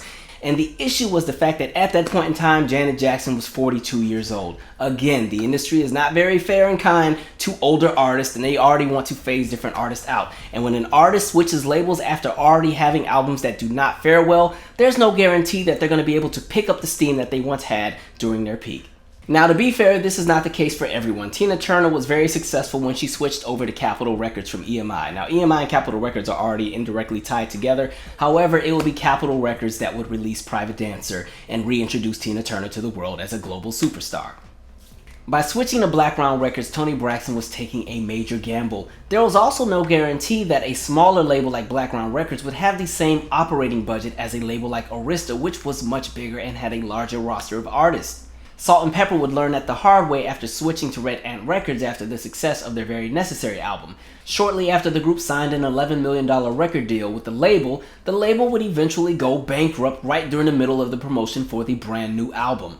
In addition, I think shifting from your audience is also a gamble. When you look at where Toni Braxton was artistically during the beginning of her career as far as the Toni Braxton album and where she was as you came into the heat and into More Than a Woman, Toni Braxton, based on what was being presented and promoted, would appear to be a very different artist, when in reality, the songs and the content that would appease all of her different audiences were on those albums. They just weren't the songs that were often pushed. And so when we look at something like More Than a Woman, Hit the Freeway was a very interesting choice. I understand why it was made in regards to the context of what was happening in music at the time, but it was a very interesting choice. In regards to the other songs that were sent to radio after Hit the Freeway, I don't think A Better Man was a great choice to service to radio because I think there were better songs to send out. And then when you talk about the double A-side vinyls that were sent out, the songs Let Me Show You the Way Out and Give It Back, again, are two songs that go back to that realm of appealing to a younger crowd and pulling in that more so MTV generation of an audience that's a bit younger. All of those Toni songs were great, but the album had a lot of different gems that would have really given general audiences a different impression about the music on the album. And what makes this conversation even more interesting is the fact that the album actually got really good reviews, because like I said, it was a nice album. And when you look at what the other artists were doing at that same time, a lot of R&B artists were shifting a little bit more towards the hip-hop oriented sound because that was the current trend. One of the reasons why it was decided that Toni Braxton would change her approach in regards to her sound and work with more hip-hop producers and work in a space that would make her more appealing to younger audiences was the fact that there was a shift in the industry. Now, if you follow this series, you know I stay ready to talk about a shift in the industry. Every episode, there was a shift that I got to tell you about. But in regards to this, remember in the beginning of this episode when I said that in the 90s, the two biggest genres in music were country and R&B, and as we would come into the 2000s, it would shift to pop and hip-hop. We were now in that shift. And what made it even more interesting is that pop was already a big genre, but pop decided to go so far into the realms of R&B and hip-hop that it would almost redefine what the other genres would have to do, because now all of the pop artists had a bit of extra swag, were working with all the hip-hop and R&B producers, and so now they've pretty much hijacked the sound of what the R&B acts were doing. And for R&B acts that were not latching onto the hip-hop sound, because we did talk about the marriage between R&B and hip-hop. The two genres could exist independently or interdependently and work and collab together or do their own thing. But now, as pop was pretty much borrowing elements from both genres, it would compromise what the other genres were doing, especially R&B, because now if you were an R&B artist and you did not collab with the hip-hop acts, you were seen as the auntie and uncle music, which meant automatically you're closed off from the MTV marketing machine. You're closed off from the radio machine, depending on what format you want to be on. Now you're going to pretty much just be locked into the urban AC format. We're not really going to play you on rhythmic. We're not going to play you on pop. We're not even going to play you on some of the bigger R&B hip-hop stations because you're not seen as cool enough. Now you're auntie uncle music. So a lot of R&B acts had to latch on to what pop was doing in order to stay relevant and in order to get support from like the MTV mainstream market machine. R&B acts were now going to have to be a little bit more edgy and jump into the hip-hop realms in order to be considered cool, because pop was already doing what R&B was doing. Pop pretty much steals the identity of R&B, and now the R&B acts are a shadow of themselves against a machine that they have to fight against, because the industry already puts more money into pop music and into hip-hop at this point in time. I like to use what I call the Walmart model in regards to the weight that was put behind pop music and hip-hop music in regards to what was happening in the industry and which genres got more pushed than others. So let's imagine that there's a small town, and in this town there's one small street that has a bunch of mom and pop shops, right? And each mom and pop shop specialize in something different from the other. So one specializes in clothing, one specializes in groceries, home decor, auto parts, furniture, arts and crafts, electronics, gardening. And the thing about it is, each mom and pop store makes each and every item that they sell. So it's top quality, top notch, lots of effort, lots of investment, lots of thought put into what's being put out there. And then they open a giant Walmart right on that same strip with the mom and pop shops. And as we know, Walmart sells everything. Walmart sells clothes, groceries, home decor, auto parts, furniture, arts and crafts, electronics, gardening. But Walmart tends to have lesser of a quality in regards to what's there because they are so pressed about offering everything that there's less to choose from. And there's also less quality in regards to what it is that you're getting. But the thing is, it's convenient because everything is in one place. So people often will go and shop at the Walmart. And because the Walmart is now the big draw in this town, it's taking away business from the mom and pop shops. And so like I said, though the quality of what's being sold in Walmart is a little less than, because hey, Walmart is not making all of these products like the mom and pop shops are. You know, Walmart's ordering this stuff from wherever and loading it up, and whatever we ain't got, I'm sure we got it in the back, will be out in 2 seconds. And so Walmart starts to take business away from the mom and pop shops. How does that affect the mom and pop shops? Now they have to compromise their values or whatever it is that they do so that they can stay in competition with Walmart. So maybe now the clothing shop isn't just making their clothes anymore. Now they too are adopting a new model, or maybe they're importing some clothes from wherever that were not made in the shop. Maybe they're also selling candles too. We're gonna sell candles and clothes together. They're gonna just throw whatever's out there so that they can compete. That's pretty much what was happening with music, where again, specifically for acts like R&B, even adult contemporary, even country, a lot of these genres had to extend into other sounds in order to stay commercially relevant because again, that MTV marketing machine, that radio machine, they had the standards of what they wanted, and if your sound did not fit in that standard, you did not get supported, even if that meant you had to compromise your identity as an artist or your identity as a sound or as a genre. And so sadly, for a lot of the R&B acts, if they did not latch on to the hip-hop sound or latch on to what was the popular trend, they were deemed as the auntie and uncle music, and now they're limited to specifically only the urban AC radio formats, limited airplay on BET, and probably no airplay on VH1 or MTV. And this would also include the image, not just the sound. And even when you look at K-pop, especially in the early 2000s as it would emerge, a lot of the K-pop acts had latched on to exactly what they saw happening in America, and this is why you have an artist like Lee Hyroy looking like Maya in a jersey dress as she goes through, I guess, what would be the hood of South Korea as they play basketball on the block.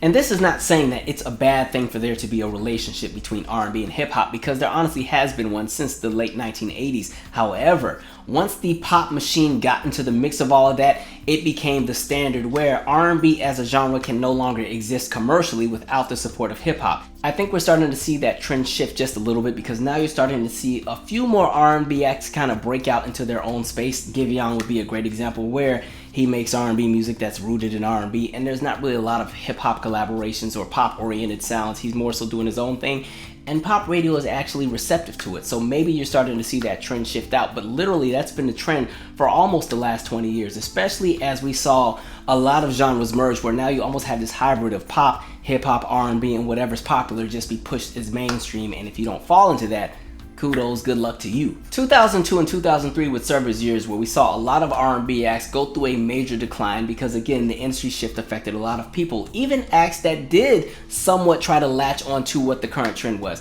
We saw acts like TLC, Deborah Cox, Whitney Houston, Casey and JoJo, Boyz II Men, Donald Jones, and even 702 all have projects come out that didn't fare very well. And even in regards to what was happening in the adult contemporary market, there was also a shift, because even the adult contemporary market was having a slowdown. Had Mariah Carey's Through the Rain been released in the mid-1990s, it probably would have been a top 5 single. However, the song would only peak at number 81 on the Billboard Hot 100. The following single from Mariah Carey would be the song Boy I Need You, and just like Toni Braxton's hit The Freeway, it was a song that had more emphasis on the production and the beat more so than the vocals. That song would miss the Billboard Hot 100. And so you're starting to see a lot of artists all end up on a similar trend because they're trying to do what they feel, or at least what the label feels will catch on within mainstream audiences. I think a challenge that affected a song like Hit the Freeway is the fact that it's a song that honestly could have been given to anyone. For Toni Braxton, who is an artist that has always kind of had her own signature essence that she's able to put on different songs, Hit the Freeway is a song that doesn't really capture that. Even when I first heard the song, the first thing I thought of was, okay, I can tell the Neptunes produced this. Right away, I recognized that Neptune's production, and in my opinion, I felt it overshadowed Toni Braxton.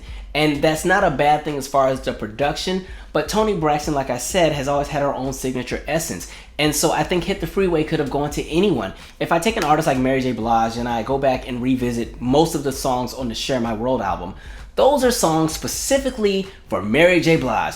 It's going to be really hard to hear anybody else singing those songs. Maybe you might be able to picture somebody like a Monica singing I Can Love You.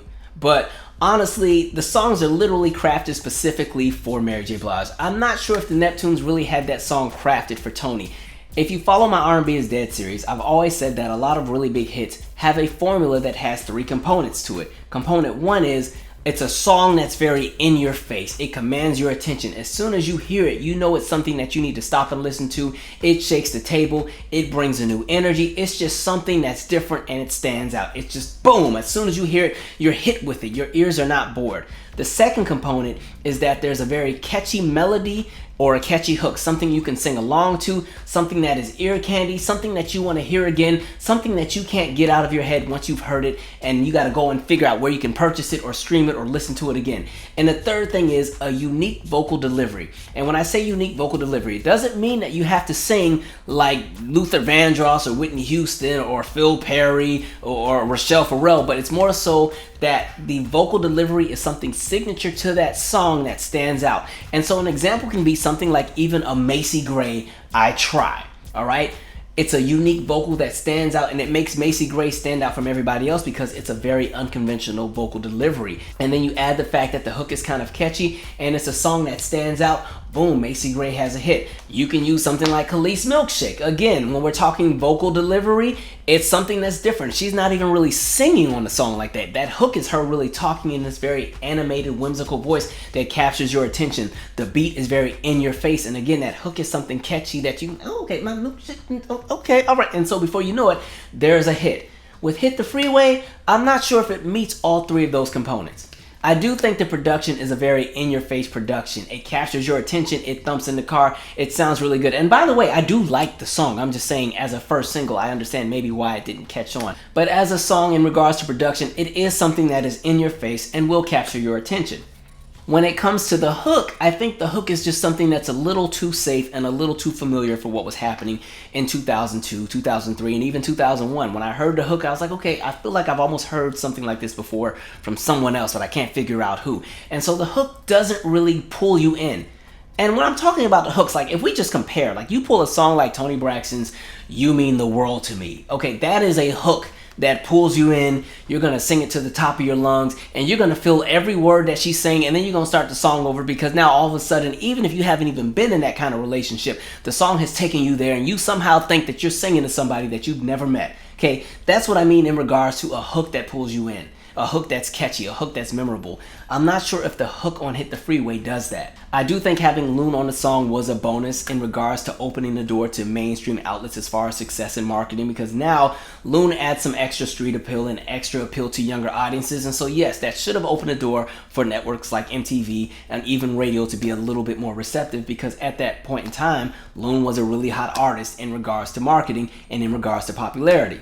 And in regards to the unique vocal, Toni Braxton already has a unique vocal tone that will always stand out. However, it does get drowned out in the production.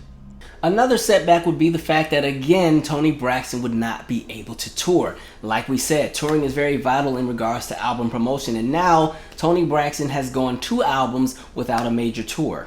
And as time has continued to progress, there are new faces that are coming into the industry. Somebody like an Ashanti has just had a really great 2002. Pop and mainstream radio are already going to be more likely to want to support somebody like an Ashanti, who already has the endorsement of the hip-hop world because she's on Murder Inc., as well as the fact that she's the new hot chick on the block. Another thing to take notice of is that the industry, especially in regards to the pop model machine, it's very flaky, especially towards black artists, because as a black artist, once you cross over into pop, there's almost this expectation that you're supposed to stay on that side in regards to the kind of content that you put out. Like if you decide to go back and really center yourself in R&B, you're almost punished. And it's so funny because, oddly enough, I've always said that pop music is the least respected genre because it tends to just follow whatever trend is out. And a lot of times when mainstream pop artists want to be taken more seriously, they leave pop and go into a different genre. So a lot of times if it's like some mainstream pop artists and they want to be taken seriously, they go into folk, they go into rock, they go into country, they make something a little bit more soulful and tied to R&B, and then that's when they get all the acclaim and the awards and the Grammys. As for black artists, when they go back home to the genre that they already make, they get fussed at. Like a perfect example would be Destiny's Child. If you look at the reviews of the Survivor album versus Destiny Fulfilled, you'd be like, what the heck? Here's a prime example. Stylist Magazine, which gave the album a 5 out of 10.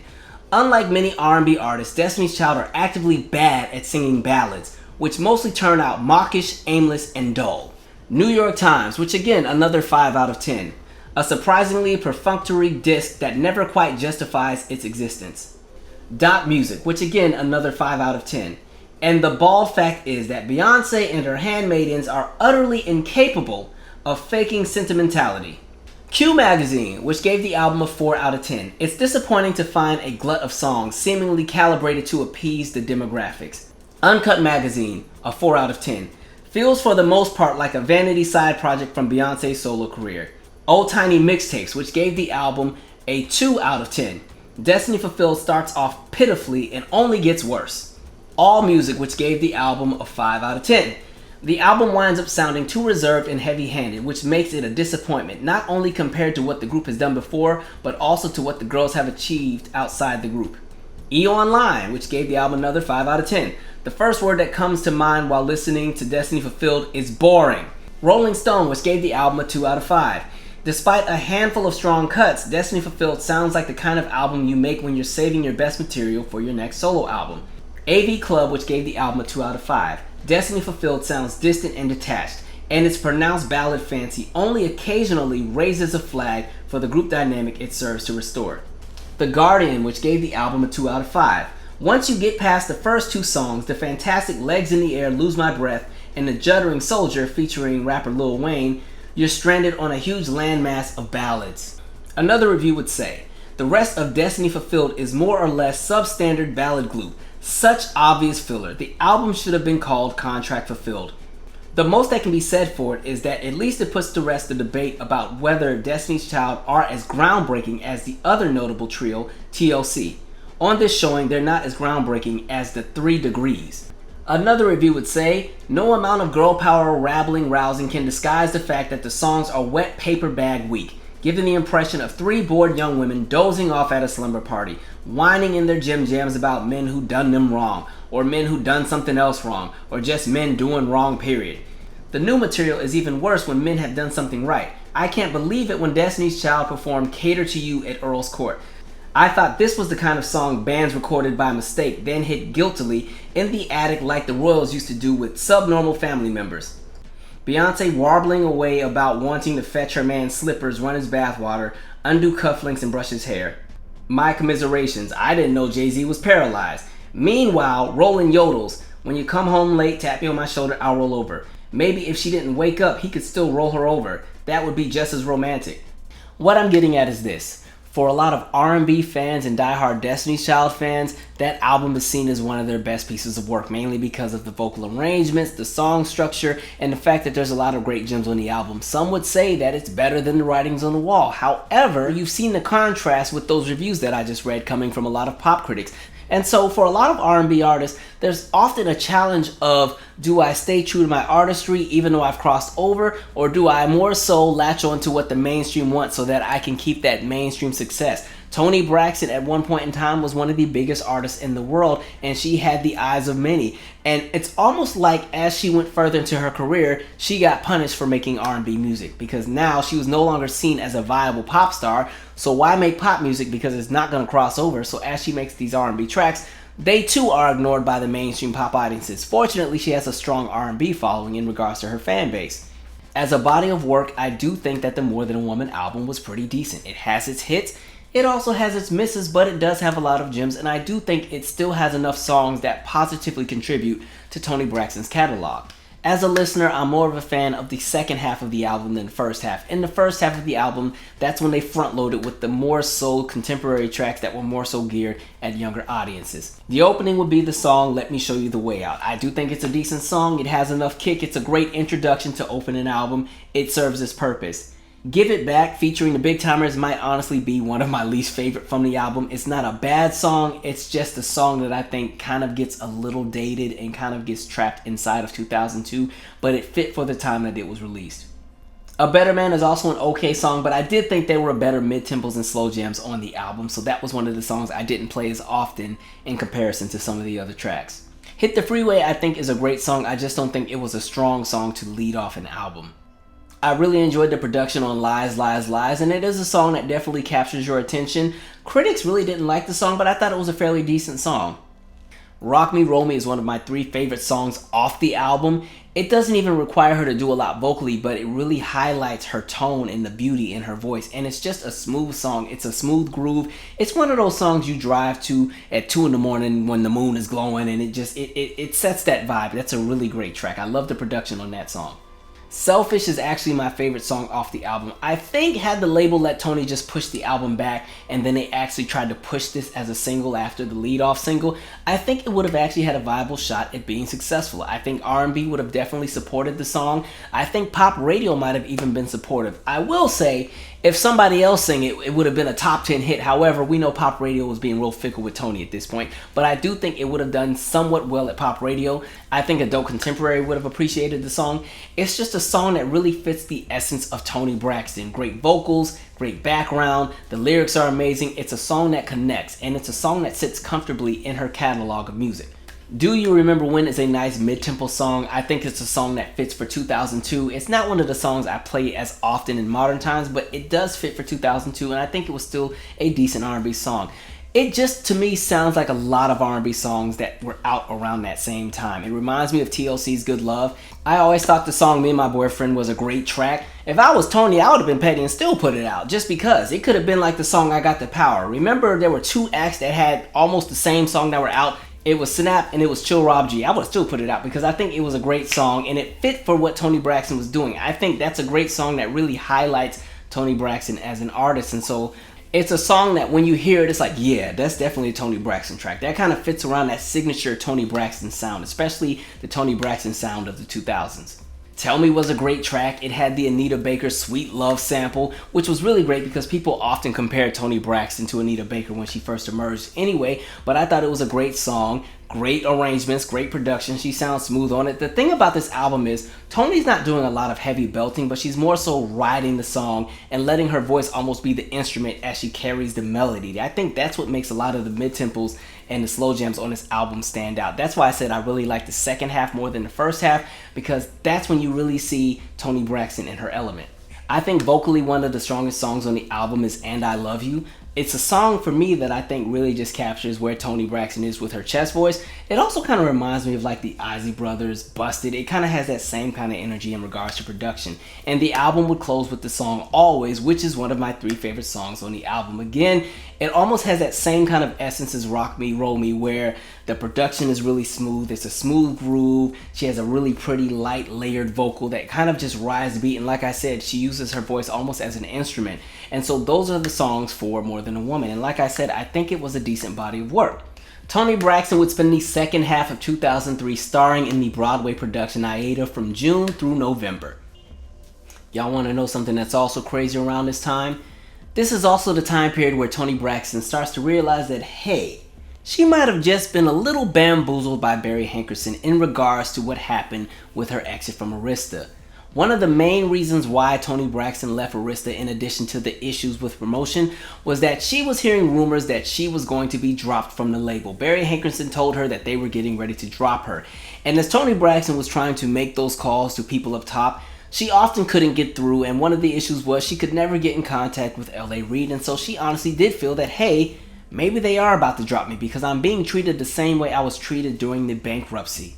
When in reality, allegedly, he really just wanted Toni Braxton on his label. He wanted to have an artist of Toni's caliber on his roster.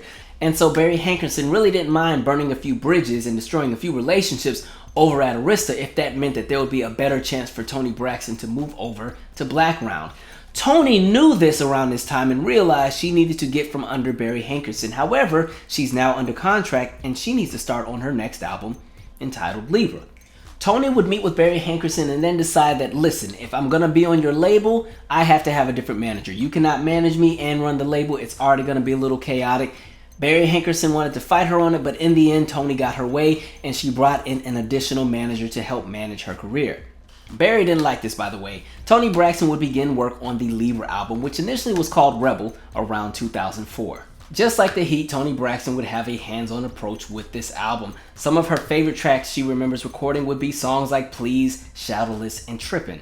Toni Braxton would also enjoy working in the studio with producers Jimmy Jam and Terry Lewis on a song entitled Happily Unhappy. However, because of issues in regards to payment coming from the label, the song would not make the album. Also around the same time, Tyler Perry would approach Toni Braxton because he wanted her to contribute to his Diary of a Mad Black Woman soundtrack. Toni Braxton would go in the studio and record a song entitled Stupid. Tyler Perry was in love with the song, and then they actually were in talks about the idea of maybe Toni Braxton actually allowing the Libra album to be the full soundtrack for the movie.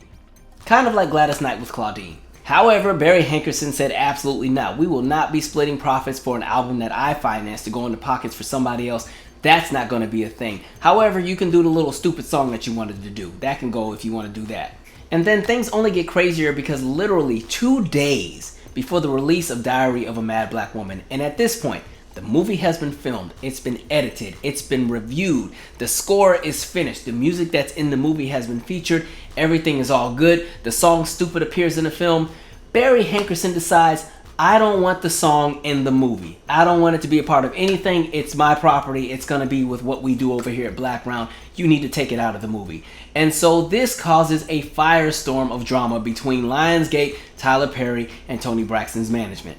Eventually, Barry Hankerson would cave on this demand, mainly because Lionsgate had letters of intent that pretty much stated that Barry Hankerson intended for songs that were recorded to be in the film, and did Barry Hankerson really want that kind of smoke in court? And so instead, the song was featured in the movie but would not be featured on the movie's soundtrack. Toni Braxton also stated that this mishap would affect the relationship that she had with Tyler Perry. In addition to working with Jimmy Jam and Terry Lewis, as well as her husband Carrie Lewis, Toni Braxton would find herself in the studio with producers like Babyface, Brian Michael Cox, Steve Mack, Richard Marx, Corey Rooney, and Soul Shocking Carlin. After hearing the rough cut of the album, the label decided that Toni should go back to the studio and spruce things up just a little bit, just to ensure that the album would catch on commercially. Additional producers would be brought in like Rich Harrison, Scott Storch, and The Underdogs. Toni Braxton would have writing credits on 3 of the 10 songs. On May 30th of 2005, Toni Braxton would make a return with the single Please. A music video would also be released as well and receive moderate airplay on the BET networks, but just like the previous album, the airplay would be limited on VH1 and MTV. One of the things that was interesting about this release was the fact that the song was only sent to rhythmic radio stations and urban AC radio stations. Again, it was not sent to pop, it was not sent to the adult contemporary, and so again, there's already a limited release with a first single that is supposed to anchor and launch an album. So we're already starting to see the same trends that take place again. Toni Braxton would soon hit the promotional campaign and make various appearances. The song Please would receive mixed reviews, but what was interesting about the reviews was pretty much that the reviews mirrored our conversation we had with Destiny's Child. A lot of pop critics hated the song, but on the R&B side, the song was welcomed with open arms. A lot of people really liked the production in regards to the violins and the strings, as well as the hard-hitting beats. When it was all said and done, the single Please would completely miss the Billboard Hot 100. However, the song would peak at number 7 on the adult R&B charts, as well as number 36 on the R&B charts, and the song would peak at number 4 on the Bubbling Under chart. The Bubbling Under chart is pretty much an extension of the Billboard Hot 100. So let's just say that the Billboard Hot 100 was the Billboard Hot 200. That just means that the single Please would have peaked at number 104.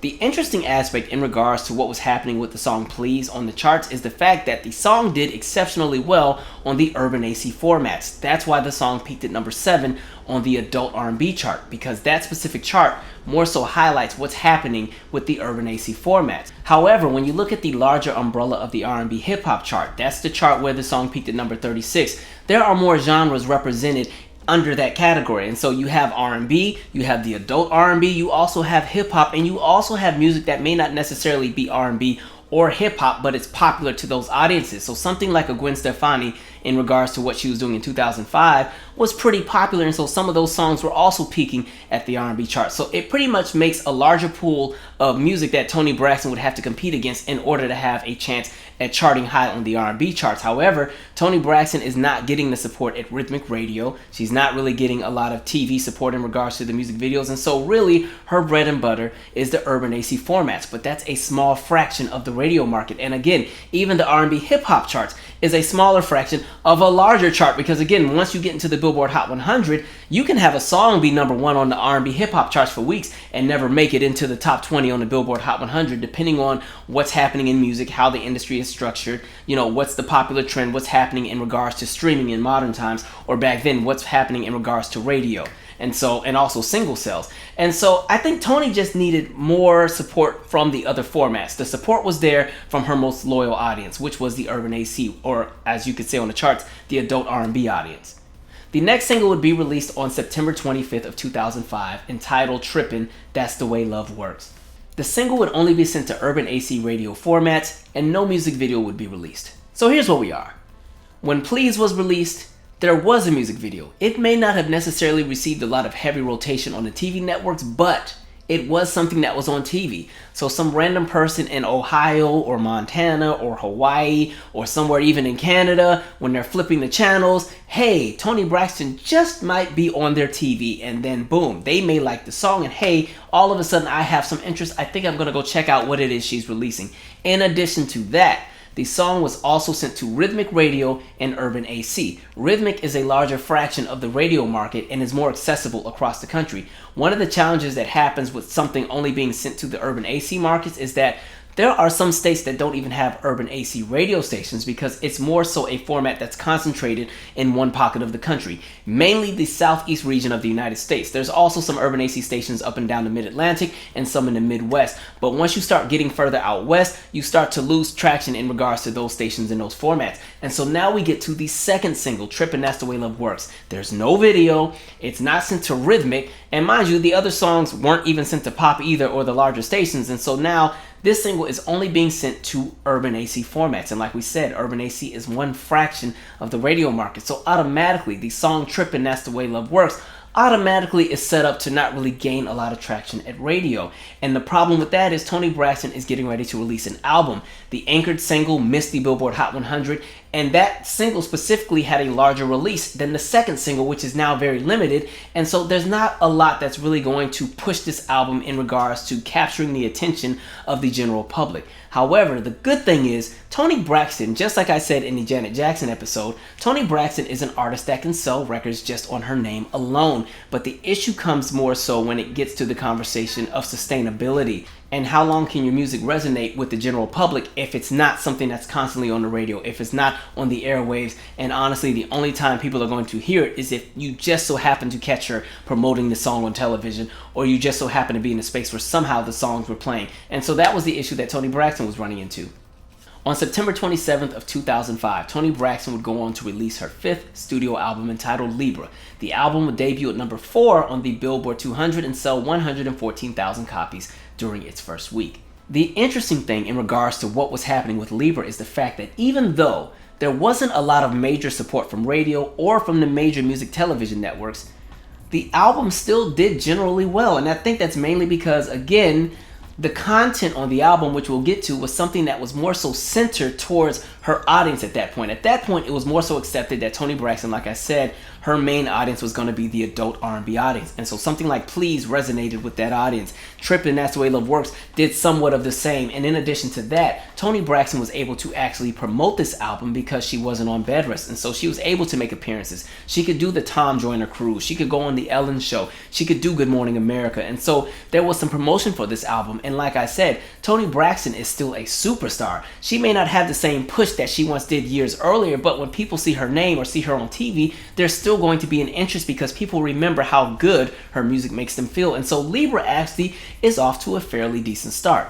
Without a lot of major radio play and no support from the major music networks because there was no music video, the single Trippin', That's the Way Love Works would miss the Billboard Hot 100 completely. The song would peak at number 67 on the R&B charts and number 19 on the adult R&B charts.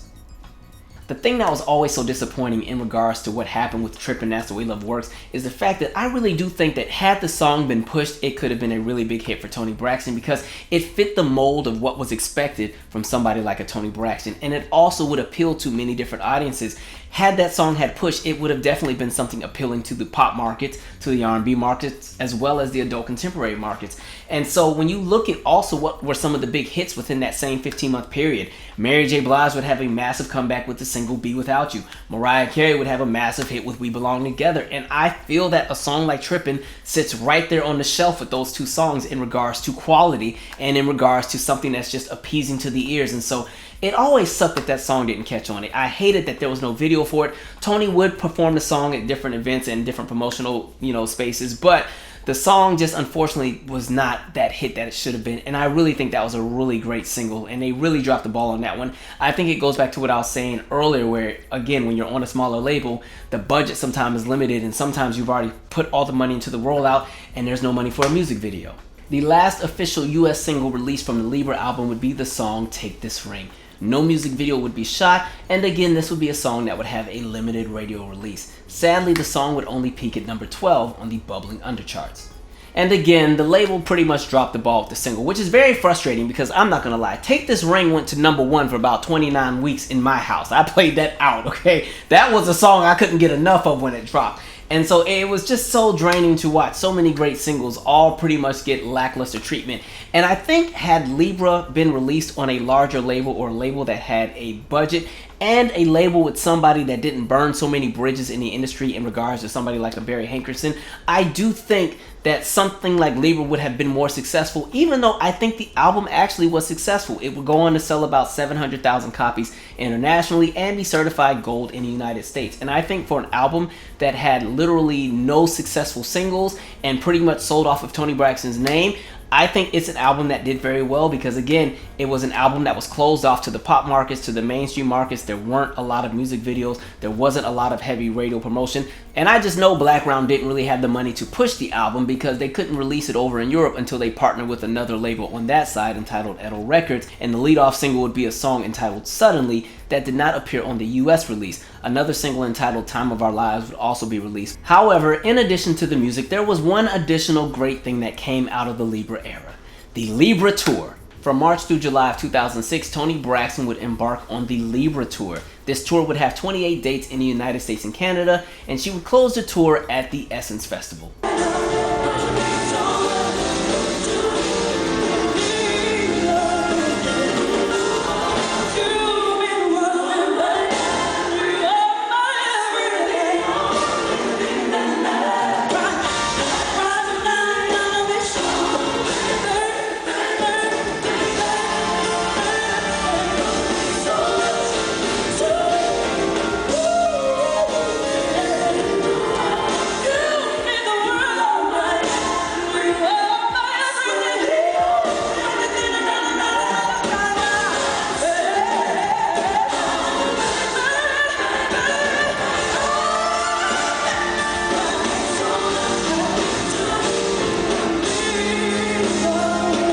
When it came to the reviews for the Libra album, the reception was pretty mixed depending on who was giving the review. Of course, in the R&B world, because this was a very R&B album, the reviews were very positive, a lot of support. Some would say this was her best album since The Heat. Some said this was her best album since Secrets. They really liked the idea that the album flowed, that there was great melody, that vocally Toni sounded better on this album than she did on More Than a Woman, that the songs had resonance and took you somewhere as far as the journey with the lyrics and everything that she was talking about. So on the R&B side, they loved the album. For them, this is the Toni Braxton that they wanted. This is the Toni Braxton reminiscent of the early Toni Braxton from her first album era.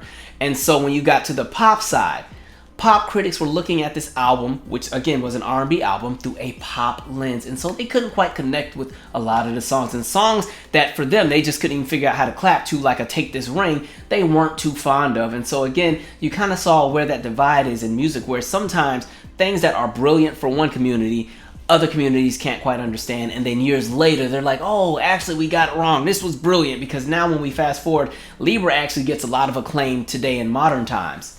As a body of work, I do think that the Libra album is one of Toni Braxton's best albums. I think it's an album that put her back in a space where she had a signature sound again.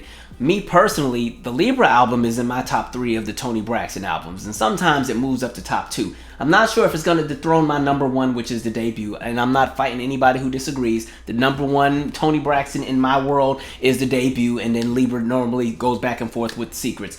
But, you know, for me, I think that that's one of her top albums, and out of her post-Heat albums, for me, Libra was the best one, because again, Toni Braxton has had 9 albums. Toni Braxton, Secrets, The Heat, More Than a Woman, Libra, Post, Love, Marriage, and Divorce with Babyface, Spell My Name, and also Sex and Cigarettes. And I personally think that the best album out of all the albums that came out after The Heat was Libra. That's just me. You don't gotta agree. And so if we're going track by track, like I said, I think Please was a great way to open the album. It had the extra thump. It fit for what was popular in 2005, where it's almost like a blend of kind of like the crunk snap movement merged together, but with some extra instrumentation. You know, with a lot of the crunk songs that were out at the time, or the snap songs, they used a lot of synth. Toni used violins, and I think the song the vocal delivery is really strong. And I think it fits for the age demographic that Toni was in at the moment. Toni at this point is making grown people music, but it's still hip, it's still fresh, it's still current. And so I thought Please was a great opener for the album. Trippin', That's the Way Love Works. Like I said, I thought it was a great ballad. Toni sounds amazing on it. I love the lyrics. I love the instrumentation. Some of these songs from the album still sound so fresh years later. And I think that's the thing that's amazing about Libra as an album. The next song on the album would be the song What's Good, and it has a sample of In All My Wildest Dreams by Joe Sample, but a lot of people would recognize the sample from Tupac's Dear Mama. And so again, a very great R&B song, really smooth, great vocals again. And like I said, I think the lyrics on this album as a whole just take you into all these different places, especially in the spaces of relationships once you get further into adulthood. And so I think it was a great vocal, and again, the background arrangements, it's a smooth listen all the way through. The song that would follow would of course be Take This Ring, which was one of my favorites on the album. I just love the go-go sound as somebody who lives in DC. Anything with some extra cymbals and just crashes and all that's right up my alley. So Take This Ring was a really fun song, and still is. It still knocks and thumps in the car. It sounds great when she performs it live. If you've ever gotten a chance to see Toni Braxton live, to me that's one of the favorites to sit through, because the band is just so fun to listen to. Take This Ring, which was produced by Rich Harrison, also kind of takes a page out of gospel, where a lot of times with a lot of the more traditional gospel music that was coming out of the 70s, 80s, and early 90s, sometimes the choir would sing the same refrain over and over and over, and it becomes something that's somewhat addicting, and before you know it, you're singing it too, and then they bring in the next part to kind of collaborate with the part that's already being sung, and then there's another part. Like, it's a song that builds as you get further into the song, and you'd see that with a lot of the Rich Harrison productions.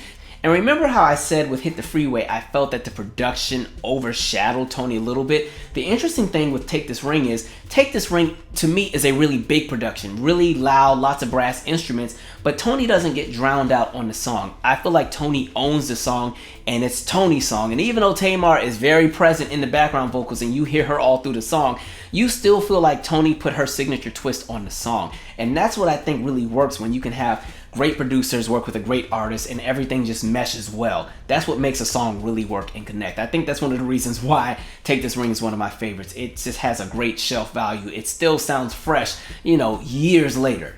The following song on the album would be the song Midnight. And again, this would be a really smooth listen. The thing about the Libra album is that you kind of just put it on and just let it flow. And it just flows. Like as an album, even the sequencing, it flows. The song is specifically about infidelity. However, I think it's a really smooth listen. It's one of those songs, I always say it's one of those Nissan Altima kind of songs where your auntie that drives a Nissan Altima with the short haircut, that's something she's playing when she comes to pick you up to take you to the store. And so, it's a great listen. The next song on the album would be the track entitled I Wanna Be Your Baby. This is actually another one of my favorites on the album. Babyface actually produced this song. I think what makes this song stand out is that it's one of Toni Braxton's strongest vocal deliveries on the album. She really sings this song with a lot of conviction, and I think the lyrics are relatable, especially if you've been in a position where there's that person that you've been thinking about and you really see yourself with them in your future, but you're not really sure how to really go and tell them, and so you get the courage to go and do so. Like, I think that song kind of tells that narrative and tells that story for a lot of people who have experienced that, where you're crazy over somebody and you want to go to the next step and you're like, dang, I don't know how this is going to turn out, but listen, let me just be honest with you, this is how I feel. That's what that song is, and I think it's another song that builds as you get further along. Toni Braxton would also perform this song during a lot of the promotional trails for the Libra album. The next track would be the song entitled Supposed to Be, which is another gem on the album. Honestly, to me, this is one of the early remnants of what you would already call the vibe music that we listen to now. However, there's a different kind of vocal because Toni sings with a rich pocket, and so the vocal still matches the music, and so the music is really smooth and kind of just takes you into this zone, but the vocals perfectly complement what's happening with the production. And so Supposed to Be is a great song. Like, what I like about this album again is that it fits where I think Toni Braxton was at that stage in her life. Like, listening to that album, you feel like it's really her sitting there and writing all the songs and singing the songs to you. Sometimes when artists work with a lot of producers on an album, it may feel like it's just a concoction of songs that have been thrown at you by all of the top-notch producers, but I think with this album, there's definitely a theme that kind of flows, and it's really about being grown and sexy and in a relationship. That's what I get from this album. The next song on the album would be the song entitled Stupid, and like I said earlier in this episode, this song would be featured in Tyler Perry's Diary of a Mad Black Woman. This is another song that I think falls into that category of signature Toni Braxton, where it falls into that essence where she can dip and dab into jazz or R&B or pop, or even sometimes into country, all these different lanes that she can jump into and just do it exceptionally well. And when I hear this song, in my head, I can just picture Toni Braxton at like a jazz lounge singing this kind of song. And I think it even fits with what happens in the movie, because I think in the movie, when the song is playing, it shows Kimberly Elise's character, I think, at a restaurant, and somebody's being proposed to in kind of like a jazz cafe. And so everything is sort of fitting in regards to that song. And I think even though it initially was going to be for a movie, it still fit perfectly well within this album. The next track on the album would be the song entitled Finally. And what's interesting is you have Eric Dawkins in production on this. For those who follow gospel, Eric Dawkins is from Dawkins and Dawkins. They always had one of my favorite gospel songs, which is crazy because I didn't know it was a gospel song. It's a song called Need to Know. And I thought it was an R&B song. I never knew it was gospel until I realized it was on one of those wild gospel compilations. I was like, wait, this is a gospel song? Oh, okay. I thought they was like serenading Rahab on this one, but all right. And so Finally is a really great track. Again, it's really smooth, very laid back, kind of quiet, stormish. It's one of those songs, I think it's a great album track. It kind of helps to complete the sequence with the album. The final song on the album would be the song entitled Shadowless. It's one of Toni Braxton's favorite songs she remembers recording from the album, and it's a very stripped down track where it's just Toni Braxton and a guitar. And again, the lyrics are relatable, vocally she sounds amazing, and the song gets the job done in regards to closing out the album. And like I said, Libra is just a smooth listen all the way around. You put it on and before you know it, the album has ended. And I think a lot of times when you really get into an album, it should take you somewhere. It should take you on a journey, and I think the Libra album does that. And I don't know if this was done purposely or what it was that they did, but somehow the magic came together in regards to Libra. I do think that Toni's team overall, in regards to some of the choices that took place in her career after the Heat, I do think that her team should have really just focused on continuing to make adult R&B music.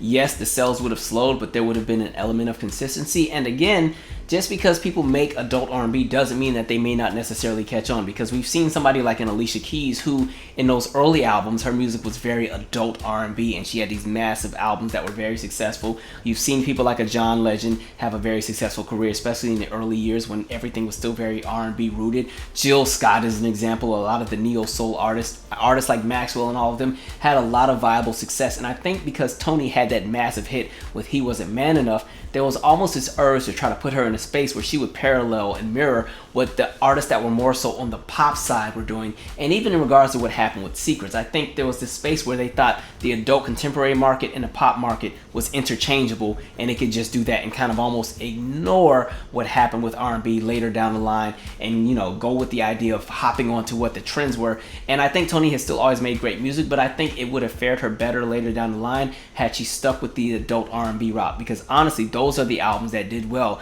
Love, Marriage, and Divorce, another one where, again, very adult R&B, and she won another Grammy for that. And even songs like Long As I Live, which would go to #1 on the US R&B adult charts and stay there for 5 weeks, as well as finding its way on additional charts. In the years since the release of More Than a Woman and Libra, Toni Braxton has been able to continue releasing music as well as touring around the world, and also even having a very successful reality show with her sisters. Rest in peace, Tracy Braxton. Toni Braxton would also go on to win many additional awards. So, what were your favorite tracks from the More Than a Woman album and from Libra? I know that this was a very extensive video, but there was so much that just needed to be said. So I know some people can't stand when I make these really long videos and they're like, you always go into 50 different tangents and you bring up 50,000 other artists too. But I just like to paint the full picture of everything that I'm talking about so you understand the context from how I see it, that's all. So yeah, let me know what your favorite tracks were. And that's it. I'm out. Share your 2 cents. Subscribe. They said they couldn't ride to the music cause it's way too melodic. They despise anything that makes you feel erotic. Take a mile past the strip, the windows down to the scene. Stepping out on the weekend as the crew is routine. Cause they act up, call back up, and all the girls are macked up. The DJ spins the record and the lines begin to stack up. Take a step into another deeper dimension while you balance out the moments that you give your attention. Said, hey, you such an actor, taking pictures faster, seeking validation from the ones you used to laugh at. Wait, here's a question that they never really ask us. If you had $1 million, would you spend it on your passions? We're working on to death and trying to catch up on our rest, and if you wanna be the best, they claim you have to ace a test. Then we did, so where's our check? Why you blowing up my text? I don't work on Saturdays, see, my life is not your deaths, and that's the reason why I choose life.